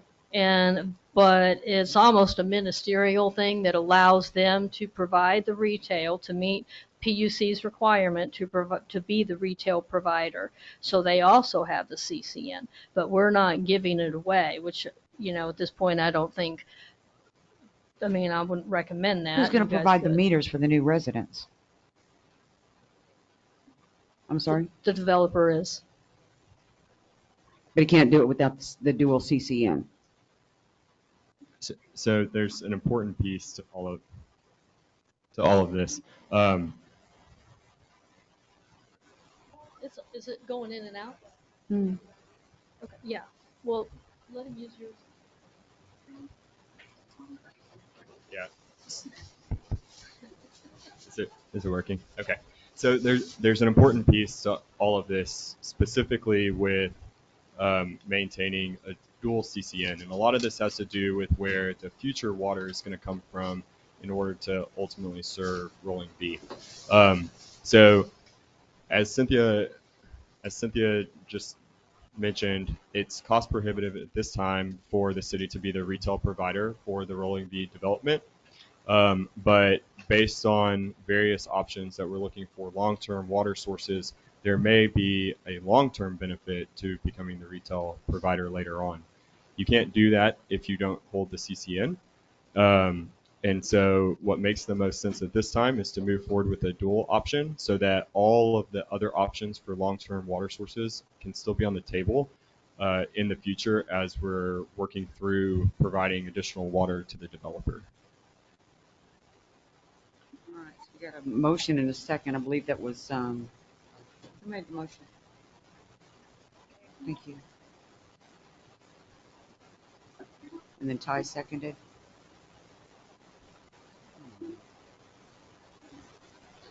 All right. In favor? Everybody? Okay. All right. And we'll go to regular agenda, new business.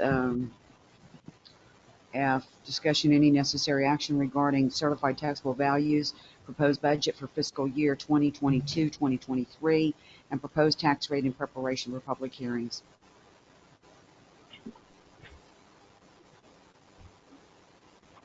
Do you have it open?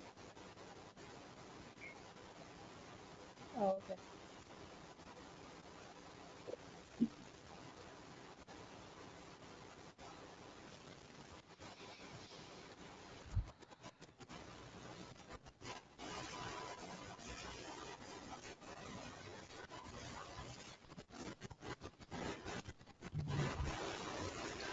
Okay. Um, Mayor Council, this is, we got the certified values in. Um, and I just wanted to review a couple of things regarding the budget before we get there. And that is 2 years ago, Senate Bill 2 passed. So if you're familiar with some of the terminology surrounding setting the tax rate, in you can see what the name of the bill is, Texas Property Tax Reform and Transparency Act. They, kind of had new terminology to try to make it more clear, the process of how tax rates are set. So the effective rate essentially is the benchmark tax rate that's needed to raise the same amount of funds of revenue for operations and maintenance on the new growth. So the rollback, and the new terminology for that is the no new revenue rate. The rollback rate basically limited that tax rate from being set above 8% of the effective rate. So if you set it above 8%, if a city set it above 8%, they could be petitioned for a rollback rate. That new terminology is now the voter approval rate, and the limit above the effective rate or the no new revenue rate is now 3.5%. So you can, there you have a little bit of a history on the certified taxable value. This year, if you remember, the preliminary values were around 206 million, and so the certified came in a little bit brighter at 224 million, and some change there. You'll see the difference between the new growth from last year, which was like 4.6 million, and this year is 814,000, so it's substantially less on the new growth. So that new no new revenue rate is 0.366399, where last year it was 0.4462273. This is like an eye test. And then the voter approval rate last year was 0.450857, and we set the tax rate last year at 450,857. This year, the proposed rate is, just let me go back to the actual voter approval rate, is actually up to 0.62 and some change there. And I'm not recommending that we go to that rate. I'm recommending the proposed rate of 0.457045, which is 0.006% more than what it was last year. The VAR, the voter approval M&O rate, this rate right here, the 457,045, is made up of maintenance and operations and basically the debt rate. And so you can see how that breaks down. The debt rate is 0.219465, and the M&O rate is the delta between those two numbers. So here is a historical look at the certified taxable value history over the years, and you can see the increase that we've had. I should say that last year, for example, when we got the certified values, there were no values that were under review, that were still being challenged by the appraisal review board. But right now, this year, we still do have 313,000 that is still under review by the ARV board. So what's that impact to the taxpayer? Well, this is just one scenario. If I mean, last year the average value of the house, say it was 250,000, with the tax rate of the 450,857. The city tax was 1127. Keep in mind, when you're looking at your tax bill, that includes the ISD, it includes the city, and it includes the county. And there may be a couple of other special taxing districts in where you are at as well. There's a couple of them here in the city of Rome, actually. But by and large, I mean, this is a generality, but by and large, probably 75% of your tax bill is going to the school district, 20% is going to the city, and 5% is going to the county. And those are just generalities, but give or take on either one of those. So the city's take of that entire tax bill is really only about 20%. So the city tax with the new a proposed voter approval rate would be 1127. So that's an average tax increase of 2269 on a $250,000 home. So this is just a graph that shows the tax rate history. So back in 2005, it was at 58. And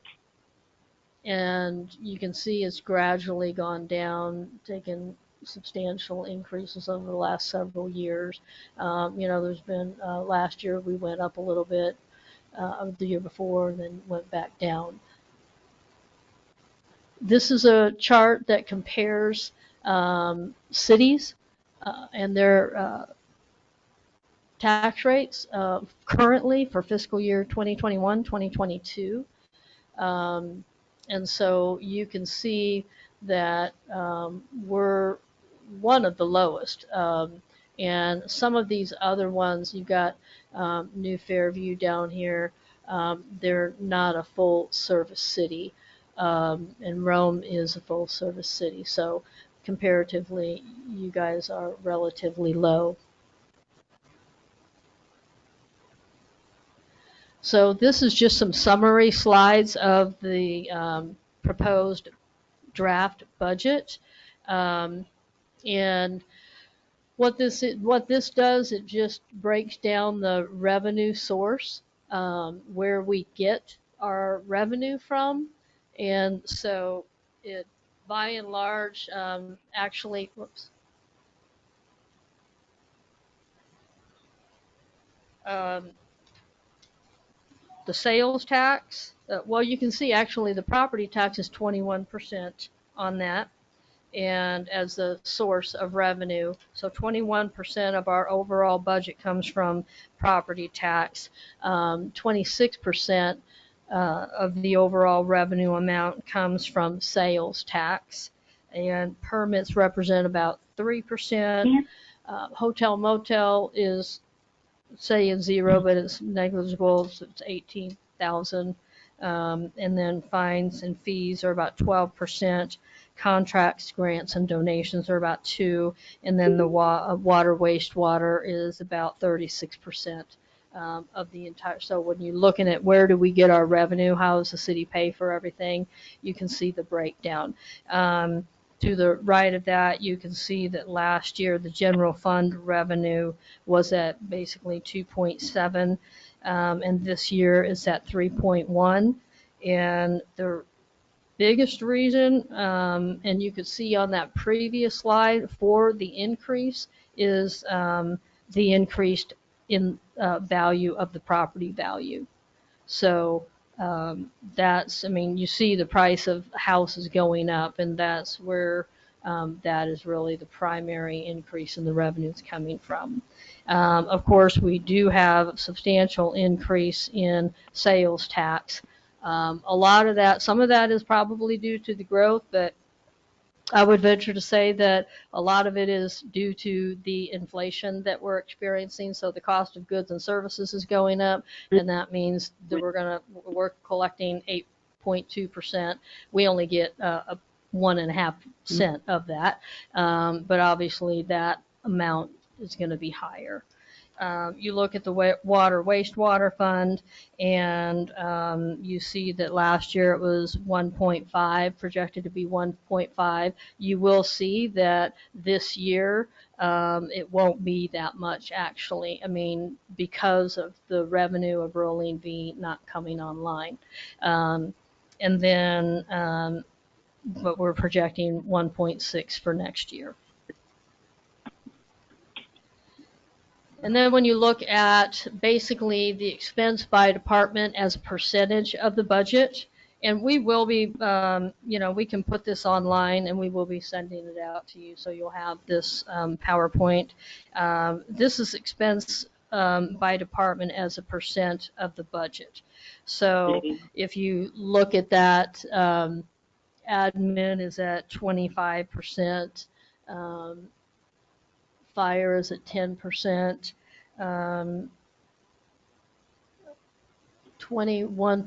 is police, 33% is public works, 6% is court, municipal court, and that 1% is parks and rec.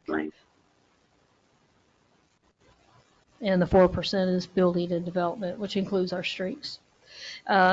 Reminding you of the council priorities you all gave us as we were putting together the budget, was the health and safety issues for the facilities, retain and attract experienced professional staff, the PD vehicles, and water, wastewater equipment and vehicles.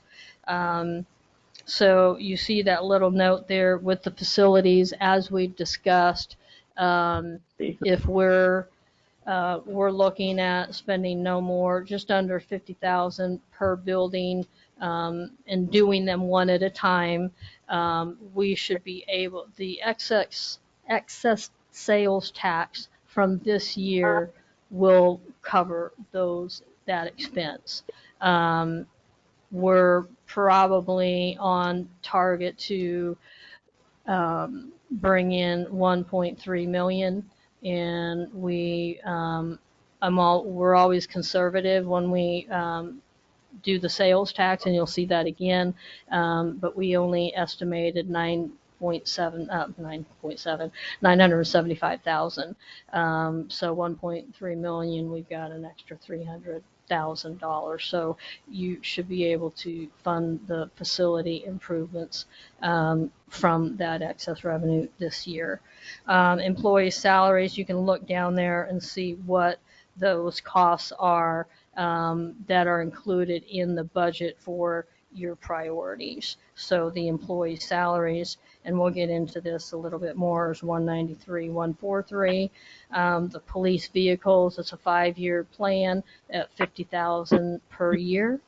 And then the water, wastewater equipment vehicles is again 248,000, and the fire, their priorities were lockers, gear, and radios, and that's at 49,000. So on this next slide, this is a summary of the priorities that we brought to you. Not all of these were actually funded, and some of these listed here were actually funded by Rolling V. So I'll tell you the biggest one that's not included, that I did not include in the budget. I didn't hear you guys say anything about it. And, I think we can maybe hold off another year, but is hiring a building inspector. So that is not currently in the budget. Um, So on the salaries for all departments, the salary is 4%, 2% is a cost of living increase, and a merit is 2%, and that's based on performance evaluations. I would remind you, I don't know if you guys noticed it, but this was happening. Wise County was no different than really a lot of other areas across the nation that gave an increase to employees mid-budget to account for the increased inflation. Decatur and Bridgeport here in Wise County were some of the ones that did a mid-year budget increase, trying to offset the cost of inflation, which, as you know, is up to 8-9%. Now, I don't think they got 9%. I think they got 5% actually. But there are some departments that, some other cities that did give more across the nation. Equity adjustments, and I'm going to show you that salary survey again, but this is based on a TML survey of similar cities to Rome, size and location to a metropolitan job center. Because if you're around, we're out, but if somebody can drive an extra 15 minutes and get, 10,000 more, they'll definitely probably think about it. So that number is 67.5. And this is a chart that shows you the salary survey, and you can see all the positions there in the middle. These are the actual salaries of our staff here. And you can see that, I'll just use police officers. Our starting wage is 50,000 and the average around our area, and our market is 60,000.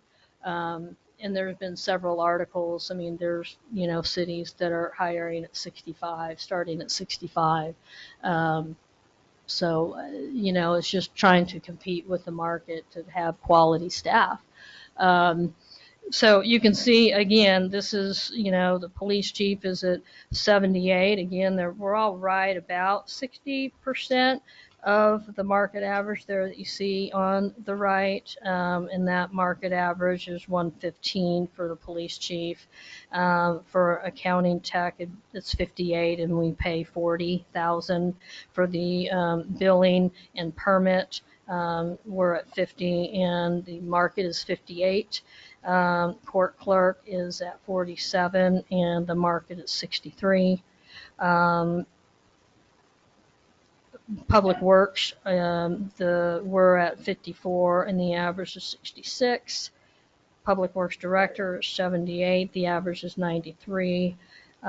City secretary is at 55, and the average is 60. And the city administrator is at 105, and the average is 145. So now we're getting into the included department expenses. So you guys already approved the car at 50,000. We included 10,000 for the gate. If you've noticed over there, they're trying to park behind that gate, but it is not an automatic gate. And so just to improve security, getting into the back end of the police offices, an electric gate is 10,000. So we included that in the budget. And then, of course, Rolling B funded the additional full-time officer. So for the fire, they also were requesting a full-time, and Rolling V is actually funding that. Of course, with Rolling V funding, they are serving Rhome, but they're also serving Rolling V. And they've been asking for personal lockers for several years. And that's at 10,000. We need extra bunker gear, and that's at 24, and radio upgrades at 15,000.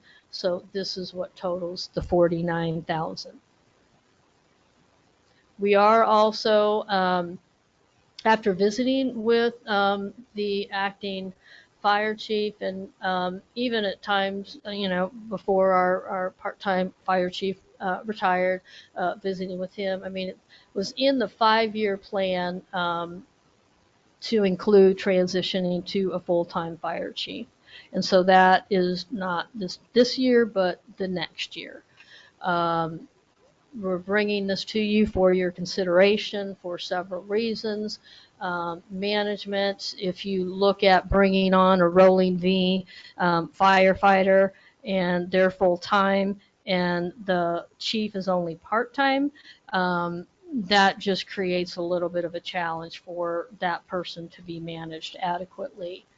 The workload, while it was a great thing when the chief was here, we paid him part-time, but in actuality, he actually worked full-time, and that has really left a hole in the Rhome Fire Rescue. So, the work is there and it's needed and it impacts coverage. So, the budget impact is actually a net zero to the budget this year because we were able to reallocate some of those line items within the fire department's budget, and that the salary for this full-time firefighter is $70,000 plus benefits. So, I mean, for a rough estimate, you can say about 30%. I mean, I believe the figure's about 93,000 with benefits and all of that. So, and that I say benefits, that's all, that's Social Security, Medicare, retirement, training that we'll need. Before I move on to the next slide, I mean, we do have our acting chief here, and if you wanted to come up and just provide some detail.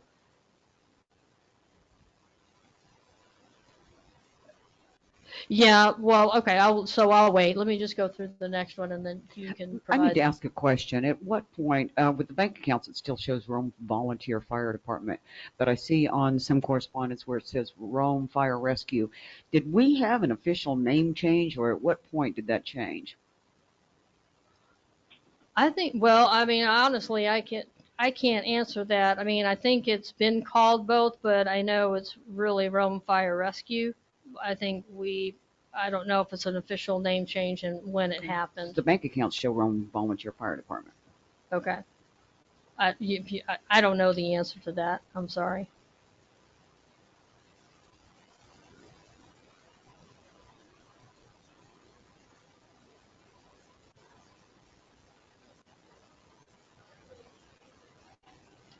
It's on the bottom. Well, I mean.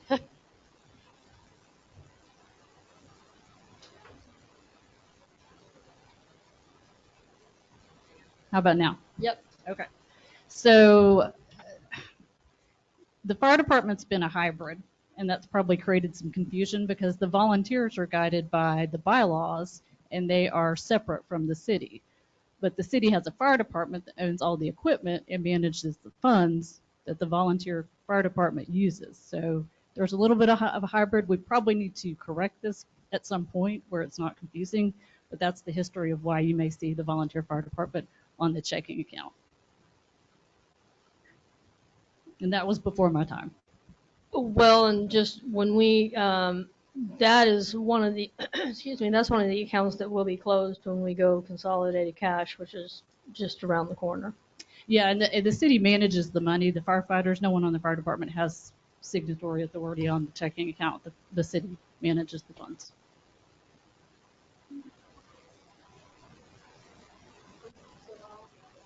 Go on to the next one.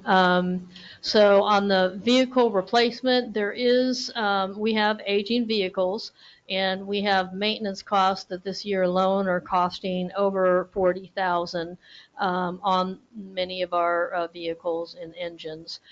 We are behind. We do have a vehicle replacement plan, and it has been in place for about 4 or 5 years, but we are behind in that. As far as replacing those vehicles that planned for. We do have funding available as a reminder, the police fire agreement with Rolling B provided $100,000 for fire department equipment and or vehicle, and we do have the vehicle replacement funds. So similar to what we asked with PD was to submit that order for the cars early. We are asking that same thing here because they are continuing to have supply chain issues on delivery, delaying delivery. So I have put in front of you each the vehicle maintenance cost that we talked about.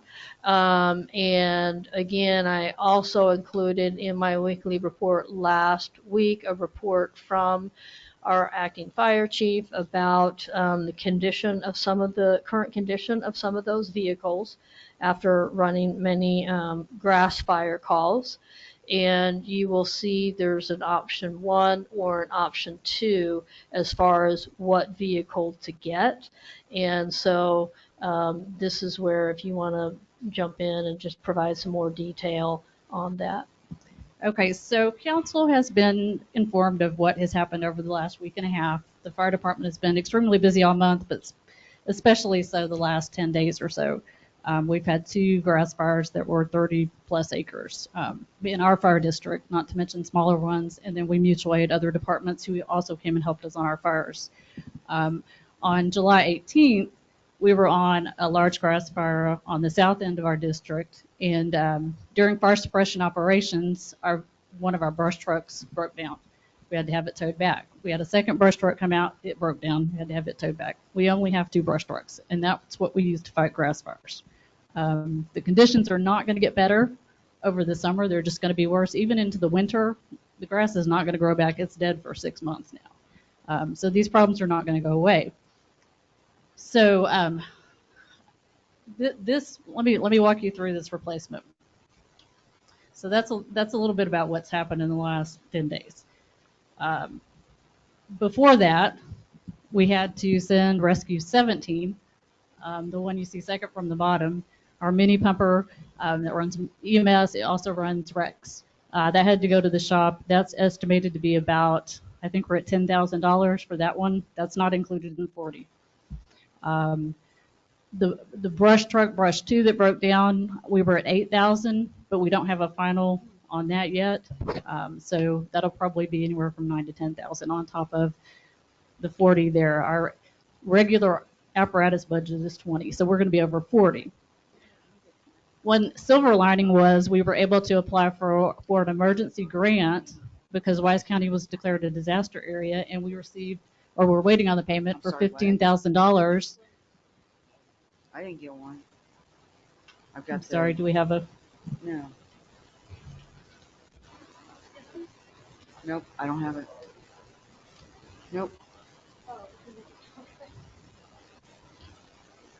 Meals and Wheels stuff. Just take a.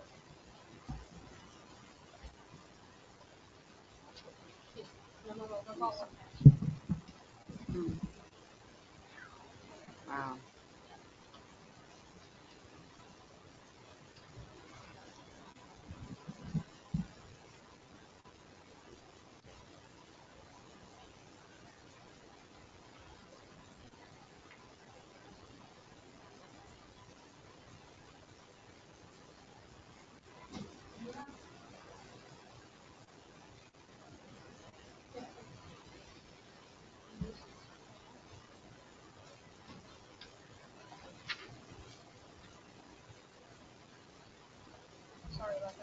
No, that's good. Okay, so everybody have what they need in front of them. I'm not to the option 1, option 2 yet. I'm still giving a little bit of background, so that will help make that option 1, option 2 make sense. All right, so Monday, when we ended the day Monday, we were down 3 trucks. We have 6 in our fleet, so half our fleet was in the shop or not working. We were able to repair brush 17. It was down for about 24 hours. We bought the parts due to the extreme heat on the fire that we were on. We had to replace the radiator, the fan clutch, hoses, and things like that. Parts were about $700. We had 2 firefighters volunteer 10 hours of time, of their time that they did not get paid for, to repair that truck to put it back in service. If you look at this chart, verse 17, can I walk with this? All right, verse 17, that 00, it's a 2000 model truck, so it's 22 years old. Verse 217, the one on the top, it's a 1999 model, so it's 23 years old. And remember, with vehicles, it's manufactured in one year, but then it's given the number for the next year. So it's really a little bit older than what the number is. All right, so those were the 2 trucks that we had issues with. So those are part of our age fleet. This apparatus replacement plan, it says 2021. It's one that's been rolled forward every year. This is the 2021 version that Chief Fitch put together to educate everybody on apparatus for the fire service, how long they should be in service, and when we should start thinking about replacing them, because these trucks are going to wear out. So if you look, verse 217 on the first line, year 99, that's the model. The 10, 11, 12, 13, 14, that's 2010, 2011, 2013, 2014, and so on. So those dark red cubes represent the end of the 15-year frontline service life for that truck. So in 2014, it had reached the 15-year frontline status and needed to go to reserve status, which is your light shaded cubes with the same color, 15, 16, 17, 18, and 19. So in 2019, when we got to the end of 2019, it should be taken out of service. All right, that's standard in the fire industry. I've brought a couple of people that can explain that as well for their fire departments. So when we got to 2019, we should have already had a plan in place to replace Rush 217, but you see in 2020 it was white. There's no color. We didn't do anything. So the new truck we planned on having come online in 2021. Well, it's 2022, and we're working on the budget for 2022, 2023. So we're behind on that truck being replaced to get it to a new truck to start a new service life. Verse 17 is the same, or 217. Verse 17, same thing, should have ended in 2020 with the new one going online in 2022. That does not include the lead time that it takes to build out a truck. I brought firefighter assistant chief for Azle and for Haslett, and he's going to give us a little bit of background on what the build out is looking like for fire trucks, because he's having issues and what he's having to deal with at those departments.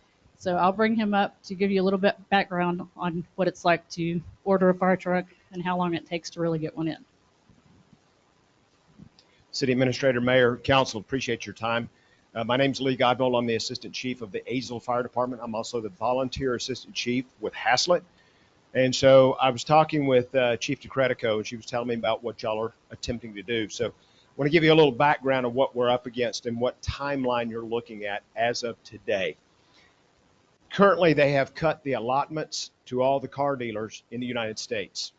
Typical car dealer that got 300 allocations of vehicles is down maybe to 100 or even less. So here's what we're down to now. Once a year, each manufacturer opens the door and says, send me your allotments and what you want for manufacturing building on a vehicle. We run Dodge on our ambulances. It closed last week. You can no longer order a Dodge chassis of any kind from the factory until 2023. And in 2023, you'll be ordering for 2024. The problem is when you turn in your order to a dealer and say, hey, I want 2 chassis, the problem is you're not guaranteed you're getting those 2 chassis because of the allotments. You will not know that you get a chassis until you get assigned a VIN number. To get that VIN number and get your chassis, you're looking at, on a brush truck, 16 to 18 months. We're a year and a half out. If you're going to build a fire truck and do a custom pumper, you're looking at 24 months now. So when you start looking at replacement plans, you're actually right now looking a year and a half to 2 years further in the future than where you are right now. Now, the other problem you've got is cost. When you go looking for a chassis and buying from a vendor, they won't guarantee you a price until the day it lands on the lot. It can continue to increase in price all the way up until that day.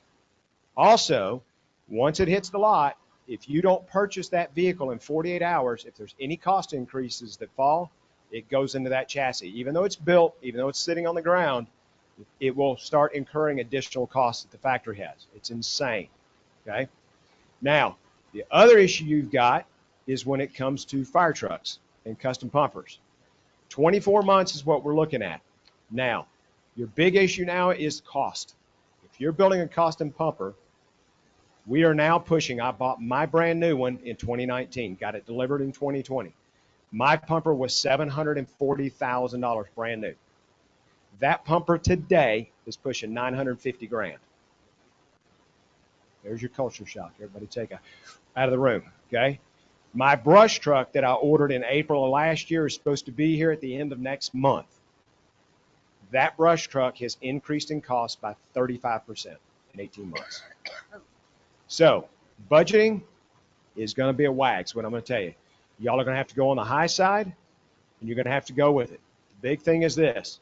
Whatever you do, this is the cart and horse thing, and I live this in Azle, and I live it in Haslett. You either pay for it now, you pay for it later. It's not cheap no matter which way you do it, and it's not an easy thing to do. Y'all are sitting here talking about tax income with RVR and everything else. It's when are you going to pull that trigger, and where do you do it to be able to serve your citizens? Because like she said, we were on the grass fire with them. There's nothing worse than seeing both of your trucks being hauled out of the field on a flatbed, okay? The last thing you want is an engine to pull up in front of your house, and you have a rescue mode, and you're pulling a line off a truck, and you dump the truck in the front yard. In there, okay? It's not a good thing. So what I'm telling you is this is an expensive venture that you're into, and you don't have a choice, okay? You're either going to say, hey, citizens, we're providing this, or we're not. That's the issue. So when she talks about replacement, y'all have got to understand what you're looking at. You're looking into the future right now because chassis are not being had. If you get lucky and find one, you might be like Wise County EMS. They needed multiple ambulances because they were behind on their plan. They went and they found 2 chassis. As y'all know, they run white with black. One of those chassis was red. Guess what they had to do? They bought it. They had to turn around and pay to have it painted to get it white. So again, cost increase. So whatever you do, understand it's not going to be an immediate fix. So that's why Chief DeCredico is like, please come up and speak, because it's not like you're making a commitment tonight to have a truck next week. If you decide to buy a brush truck now, more than likely you're not going to see it for about 16 to 18 months if you're lucky. Thank you. Okay. So the top 2 lines are your brush trucks. Okay, we'll hold off going over any of the other trucks, but if you notice, all these replacement years are hitting right now. 22, 23, 24, 25. This is a Quint. This is a ladder truck. With all the growth, we're going to have to buy a ladder truck, and those are even more than an engine. So the service level is going to be different, and we're going to have to provide that service. So with that being said, that's the scary news. What have we done in advanced planning to get to this date? Chief Fitch has done a phenomenal job getting things together, putting things together, and we're running with it right now in the interim. But it's time. When both brush trucks went down, that's a wake-up call for all of us. We've got to get back on track. So what are we doing? We're applying for grants. We have applied with the Texas Forestry Service. I believe our oldest grant on file is 2015. We've requested large brush truck, small brush truck, large chassis, small chassis, skid units. That's where we get most of our gear grants from. We've requested a tender. These applications stay on file for every fire department in the state until funding allows these grant requests to be filled. That changes all the time. They meet 2 to 3 times a year for funding meetings. They have a limited amount of money to spread amongst all the fire departments in the state.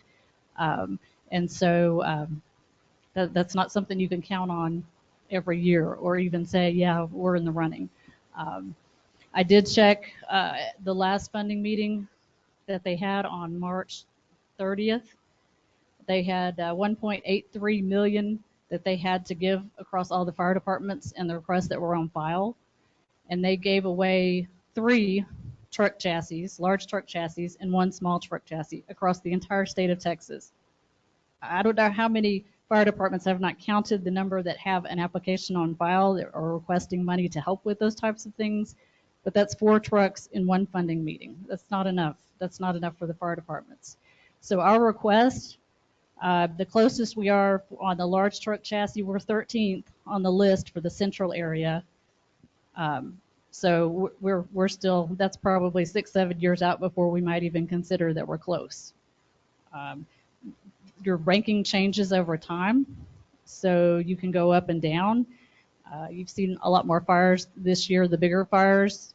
There's been trucks on other departments that have burnt up, that need to be replaced. And so those departments are going to get bumped higher up on the list because their need is greater than ours. And so that's always changing. One thing that we did apply for a slip-on unit, and with a brush truck, that's the back part. That's the part on the flatbed. It's got the tank and the pump and all that. So we have applied for that, and that's a $20,000 grant. Last time at their funding meeting, they awarded 10 to 10 departments. We are number 7 on the list for our area, so there's a good chance that we will qualify for one of those, if not in August funding meeting, probably by the next funding meeting. So there is a potential for $20,000 that we can apply to this replacement that we need. All right, so fast forward to option 1 and 2 that you have in your packet. So option 1 is replacing 1 brush truck for $200,000. That's on the low end. Chief Godbold said go on the high end. Chief Fitch had put in $240,000 in some of his projections. If we don't fully stock it right away, if you're just talking a truck, we went with $200,000. That is a total build out, a custom truck by a third party vendor. That's the one that's going to take 16 months, 14 months. We're not even sure. What that does, that only takes care of 1 truck. So if we wanted to do 2, that'd be $400,000. So to me, I understand that's a lot of money. I've been on both sides of this table, so I know what you're facing as far as decisions. So we came up with option 2.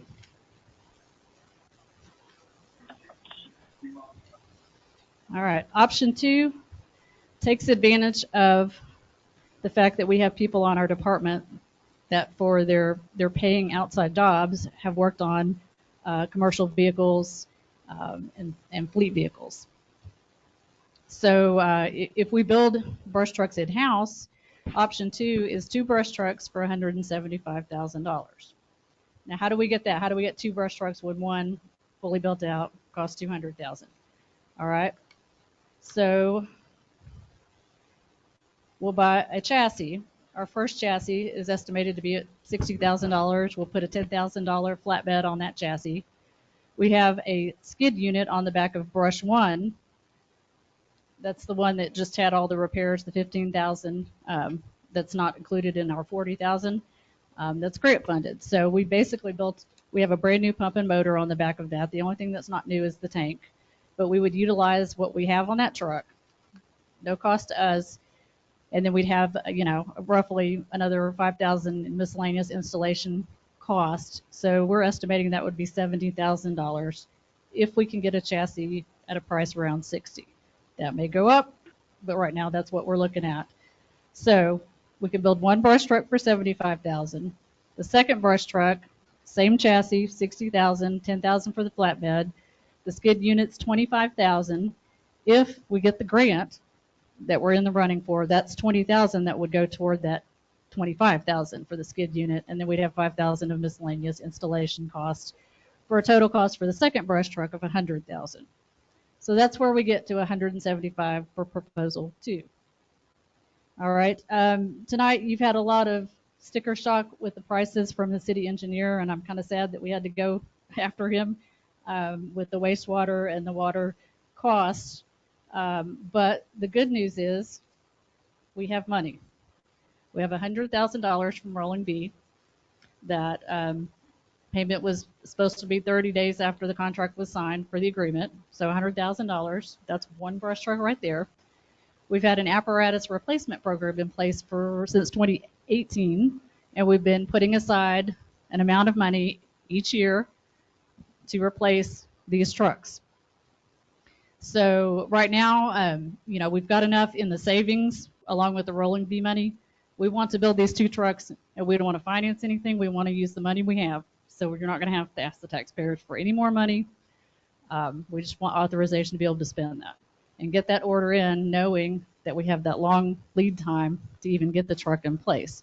Our trucks are not getting any younger. They're working tons of grass fires right now. And I brought a visual aid if you want to see what we really do on fires. This fire was from Tuesday. This is the air filter that was in the brush truck. We had 3 brush trucks on this one particular fire. All their air filters caught fire in the trucks while we were fighting fire. One truck went out of service. It was in the path of the fire. We had to send one of the other trucks from fighting the fire to go protect the people on the truck because of this. So this is our brush truck. We fight real fire. It's ultra hazardous. We put ourselves in harm's way. And these guys on this department deserve trucks. We don't need the Taj Mahal. We don't. We don't want that. We want adequate trucks that will not fail when we're trying to help people. So that is our request, is to be able to spend the money that we have, place the order, knowing that the truck might not be here for 6 months if we build in-house, if we can't find a chassis. But that's what we need from you. So it sounds like to me 2 trucks would be better than 1. What are y'all's thoughts on that? Our recommendation is option 2, the 2 trucks, because we have a need to replace 2 trucks. If we do the one, we still have to replace another one. And then we have an engine coming up right here. You heard the engine's $950,000. The bigger engine is going to be more than that. Okay, these need to be replaced. Hold on, engine 2, 23, 24. That's where we're at, guys. I mean, we're about to ask for a lot of money, and we don't have the money for the engines. Those are going to have to be financed. So if we can pay for things with cash right now, it puts us in a better spot in 23, 24 to get those replaced. All right. Any questions?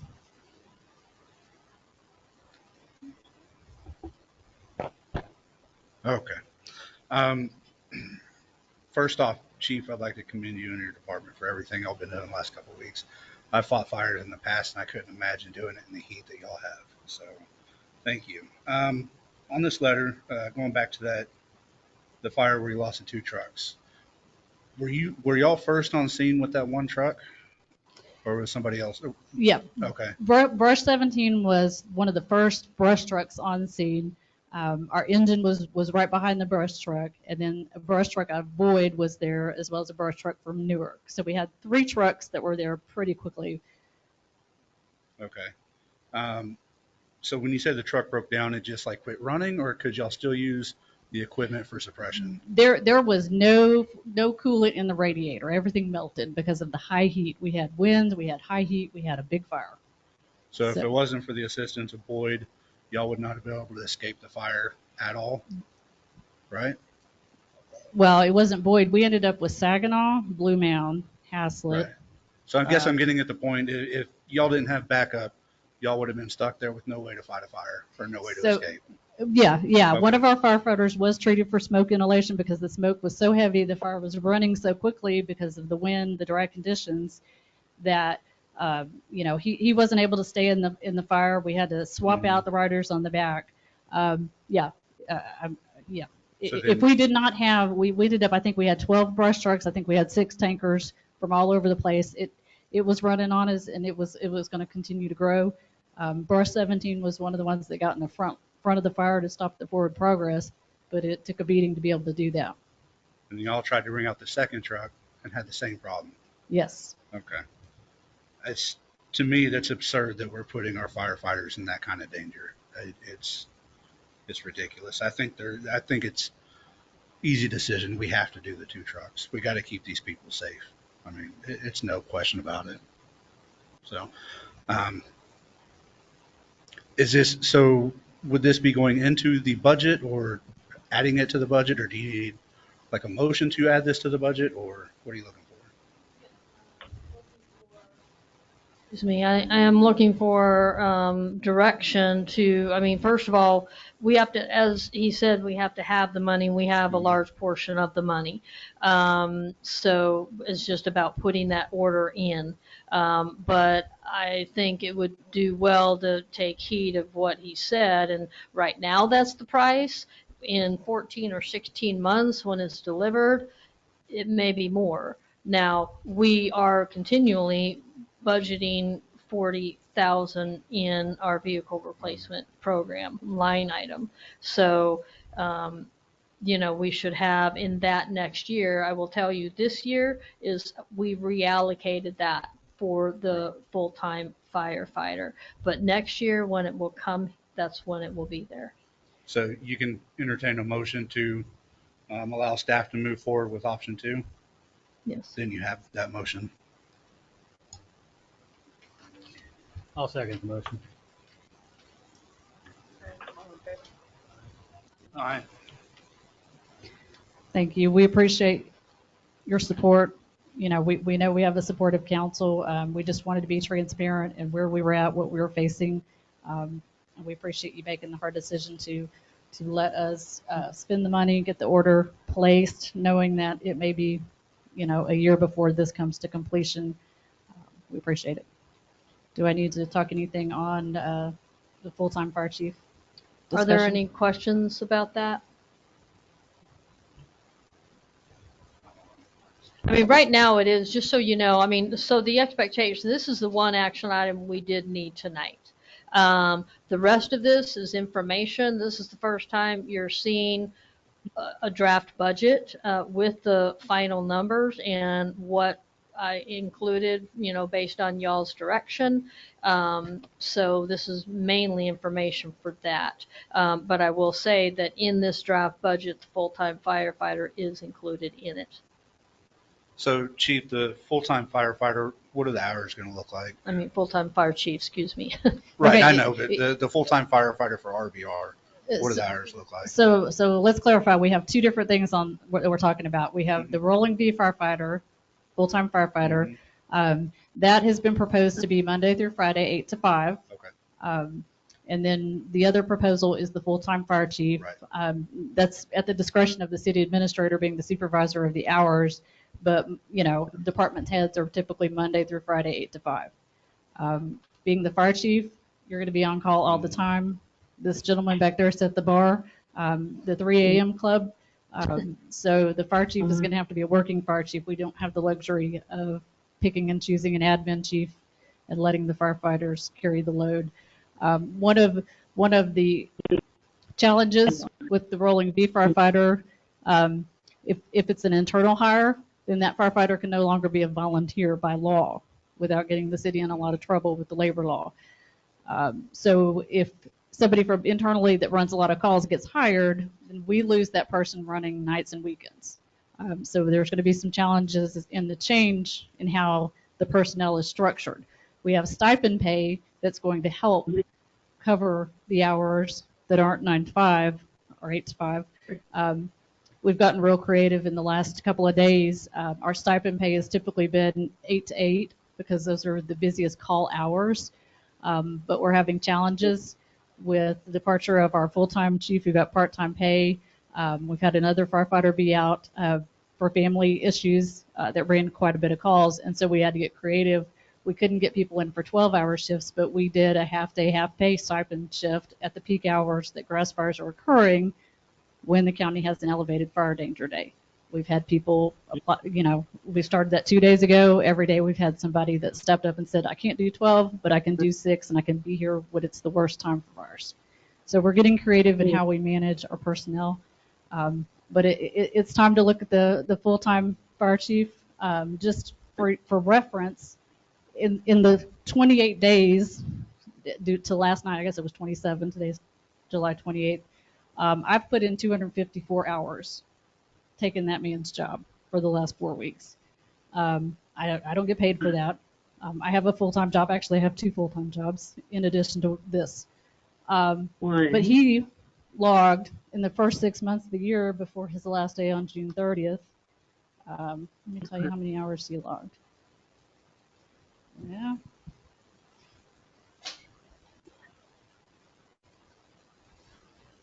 We track our time in software, what we do, calls, administrative things. Former Chief Fitch, sorry, I need a bigger desk. 1,566 hours in 6 months. If you multiply that times 2, that's way over the 2,080 hours that a typical 40-hour-a-week job requires. So, you know, I mean, we can't get somebody for part-time pay and expect them to put in 1,500 hours in 6 months. It's not going to happen. So I'm going to speak to this. My job is assistant chief. I'm a paid assistant chief in Azle, obviously. My job is supposed to be 8 to 5. I'm usually in my office about 6 a.m. I usually leave at 5 at the earliest if I can. Depending on council nights and other things, it's much later than that. The reason why I look the way I do is, like she said, I left a working fire this afternoon, ran, grabbed another shirt, showed up here, and I'm in a much bigger city. So the individual you hire for this is going to be extremely critical. I talked to the city administrator upon Chief Fitch's retirement. This individual is going to have a load on them coming in here because these are some big projects, and these guys are going to be looking for a chief that knows what they're doing, understands what's going on, and can speak their language. What we're seeing with a lot of these projects that are coming online, we normally don't see ad valorem taxes for about 2 years. What we're seeing is these neighborhoods come online. We're starting to run calls on these immediately on the houses hitting the ground. So it's the cart and horse thing we talked about. My numbers this year, last year, I hit 3,500 calls on Azle last year. This year, I'm on pace to bust 3,800 with the growth we've got. This is what y'all are facing with what you've got. Right now, I run a full-time chief, full-time assistant chief, and 3 guys on shift, 1 per day at Haslett. It's not enough, but this is what you've got to do because as y'all saw the cost that the city administrator placed, the cost is only going up for firefighters. We just adjusted ours up in Azle. Our starting firefighter paramedic, is what we require, is $60,000. EMT's $53,000. We also have 164 hours of built-in overtime that you have to pay under the Fair Labor Standards Act, that if they make all their hours is 164 hours of overtime on top of that 53 or that 60. So these numbers get real big before you even get into the benefit piece of this. So this is a considerable piece that you're looking at because it's not just the figure you're talking about. You need to look at the overall because it's going to bring a lot with it. But I'm telling you right now, you guys are going to have to make this transition because volunteers, I'm living this. I've got a roster of 35. I've got nights where I've got 1 paid guy on, and guess who shows up? Me or the chief. And that's it. And I'm talking on structure fires or possibly somebody's trapped. So this is a tough deal y'all are in. And I talked to the city administrator with it, and I said I would not want to be in her position right now. And y'all's trying to figure out how you're going to pay for this. But this is the quagmire that you unfortunately sit in that we're all going through. So it's a challenge. You know, it's a common theme amongst all the departments to hear this, but we need somebody in the chief position that's going to be committed to give the hours. It's not fair to ask a part-time person to work 20 hours. Their main job is not going to be Rhome. Their main job is not going to be all these calls that happen all the time. Their main job is somewhere else, as it should be. If they're employed full-time, that should be their main concern. The part-time puts us where that's not their main concern. We just got lucky with Chief Fitch because he lived next door and he couldn't get away from us. The pay that we're proposing, we took the budget that was submitted in the spring. We did not increase it at all. We moved things around. We got a little creative, and we put this proposal in without any increase. So we're not asking for more money for this. We just said, you know what, we're going to reallocate what we have because things have happened that we didn't know in the spring that were going to happen, and we need to make this change. But the proposed pay is well below what a fire chief should be making. They should be making six figures. Okay, that's the reality of it. But that's all we could squeeze out of the budget to meet that criteria of not changing the net bottom line to the budget. So those are the main points to take away from that full-time consideration. It's rolled up in the numbers that the city administrator has given you or is giving you. Is there any questions, anything that we didn't cover? Okay. Thank you. We appreciate your time. Thank you. Okay, so moving on to municipal court, building and security. They're going to be at some point going back live. And so these are the portable and handheld metal detectors, the shatterproof window film, and infrared thermometer. And this sheet is a summary of what was actually what was actually included in the budget. So again, most everything that was on the other page is except for the building inspector. And again, some of these are funded by Rolling V. So, and then I did want to just you've seen this sheet before. This is our debt, a schedule of our debt. And just as a reminder, we are going to, some of this is rolling off. So you'll see in 24, 2017 will be rolling off, and in 2025, the 2016 bond will be rolling off.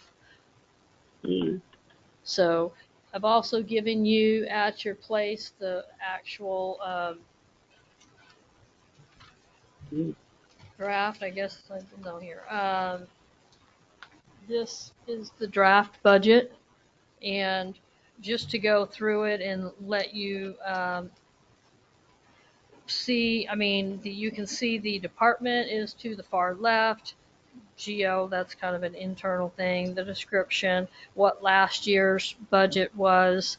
Actually, you have 2 prior years on there, and then the proposal for this year. And then there's an explanation on each. So you guys have your homework cut out for you. You'll go through that again. Most of these are ongoing expenses.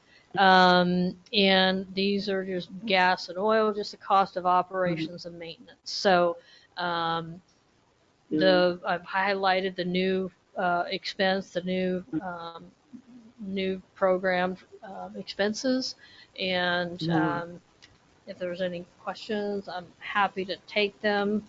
But we'll be we'll be talking about the budget in the next 2-3 meetings. And we'll be having public hearings August 26th, I believe, and September 9th. So if there's any questions tonight, I'm happy to address those, or I know you probably need to take them home and look through each line item and see what's going on. Is the proposal for the new full-time chief in here? Yes. Fire, it is? Yes. So this budget includes going full-time chief? Yes. Okay.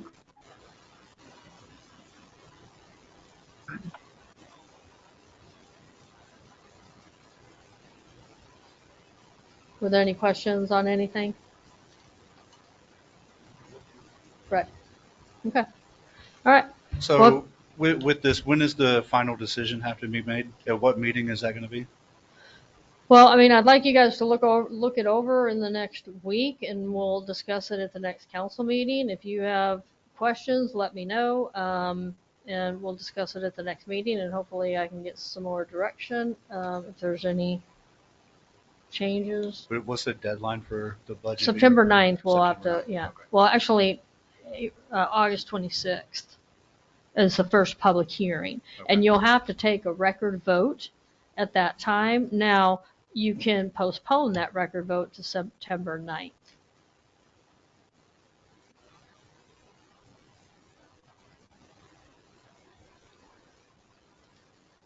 Any other questions?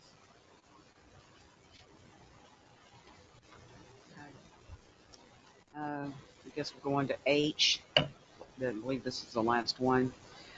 Discussion any necessary action regarding hiring temporary help to assist with open records request.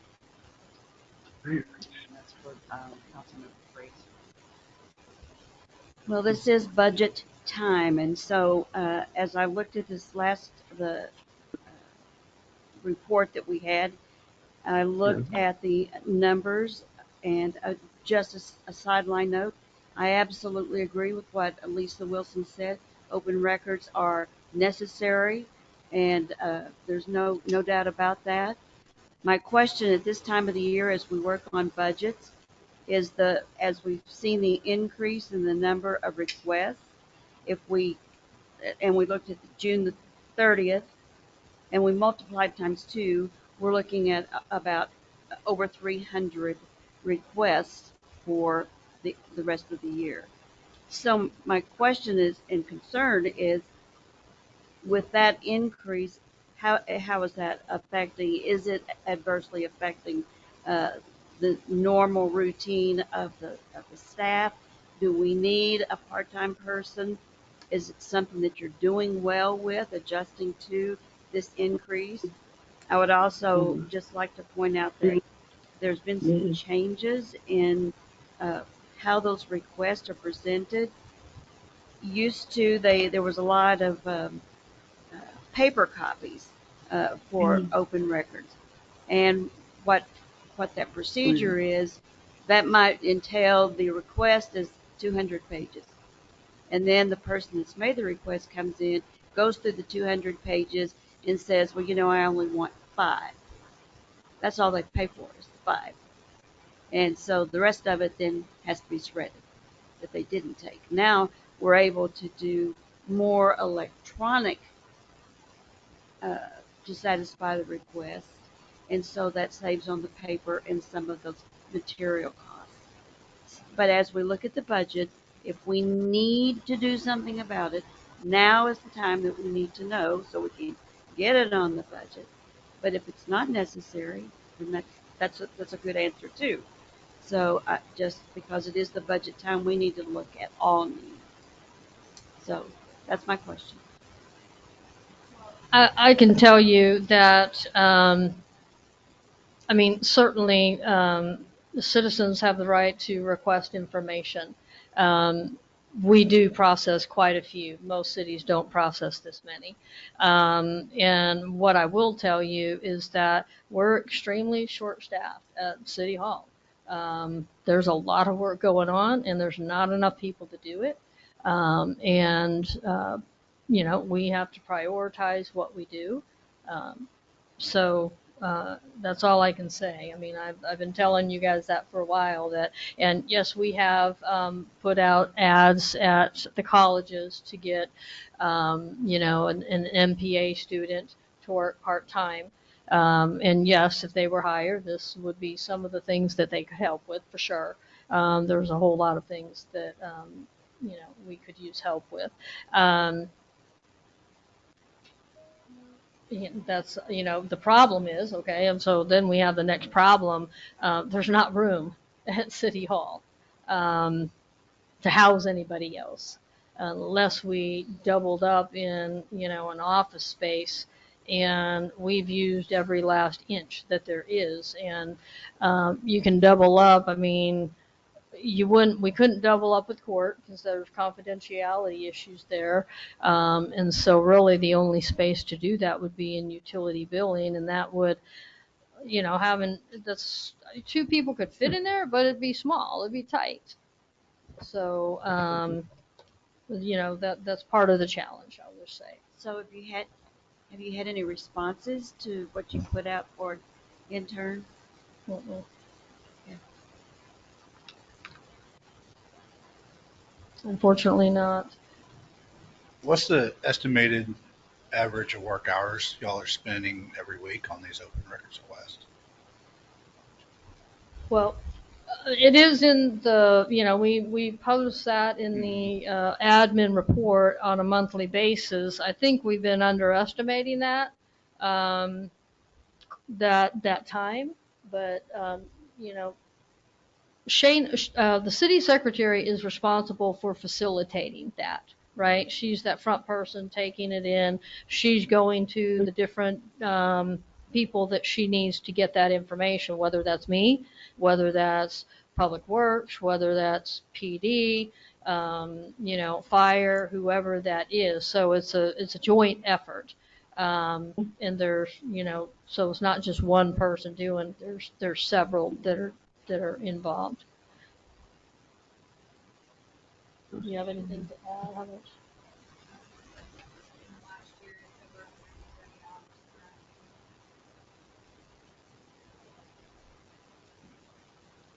Does the hours you mentioned, does that include tracking the things that have to go to the Attorney General's office? Actually putting the emails together, even if you're sending it electronically? No, to be honest with you, I have been very, sorry. To be honest, I have been very conservative with time. Even drafting the email to send can take 10 minutes, and still the record shows 15 minutes. So it hasn't had anything to do with other department heads' time, just my own. Okay.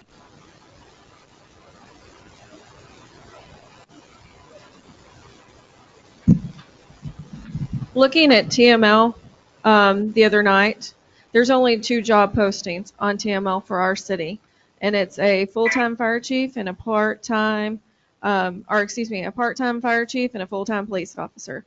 Looking at other cities, you might want to put an intern on there and also put our public works director back on there, because the job that you're wanting, Elaine, is on there for other cities. And if it's that $13 an hour or intern or the one you're wanting, that might help. And our public works director would help as well.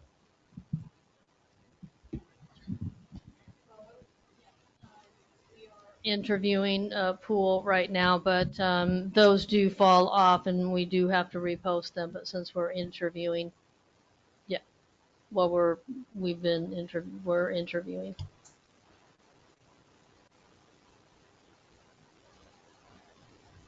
So what action do you want on this? Motion or no? Or for me, if we're still working the angle of the intern, that sounds like that person could be helpful in this situation. So at this point, unless somebody gives more information, then I think we just leave it alone. Well, and we can put that. I mean, the intern on the website for sure, because it's not on there, so I can add it to the website. So let's try to be a little more aggressive, because I mean, I've been in a situation where that you have to keep up with your hours and you doing all this and that, and it would take me hours to put together the list of hours, and so I don't want to spend time just keeping up with how many hours that you spend doing whatever it is that you're doing with open records or anything else. So I don't want that to be a big, huge issue. I just want the budget, when we look at it, that it has everything on there that we need, and then we can trim with that. But if it's not on there and we don't know it, then we are remiss. So that's why I asked these questions. Thank you. Then we'll convene into executive session. The city administrator asked me to read just the L and the K, section 551.071, consultation with attorney, pending or contemplating litigation, settlement offer, or to seek advice from attorney. And section K, section 551.074, personnel, discuss appointment, employment, evaluation, reassignment duties, discipline, or dismissal of a public officer or employee, or hear complaint or charge against officer or employee in executive session, unless officer or employee requests a public hearing. And this is about the city administrator. So it is 9:05, we'll convene into executive session. This conference will now be recorded.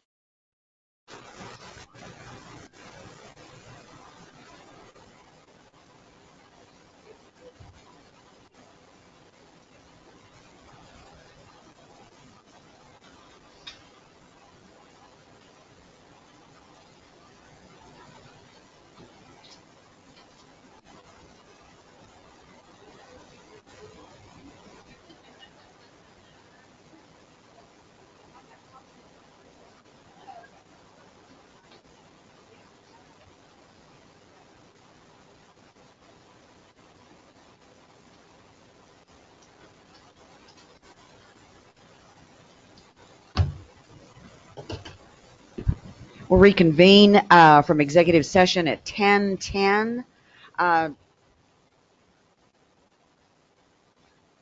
No action will be taken as a result of executive session. I never can remember. Do we need a motion to adjourn?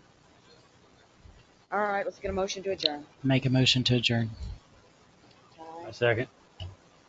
All right. All in favor? Okay, we're adjourned.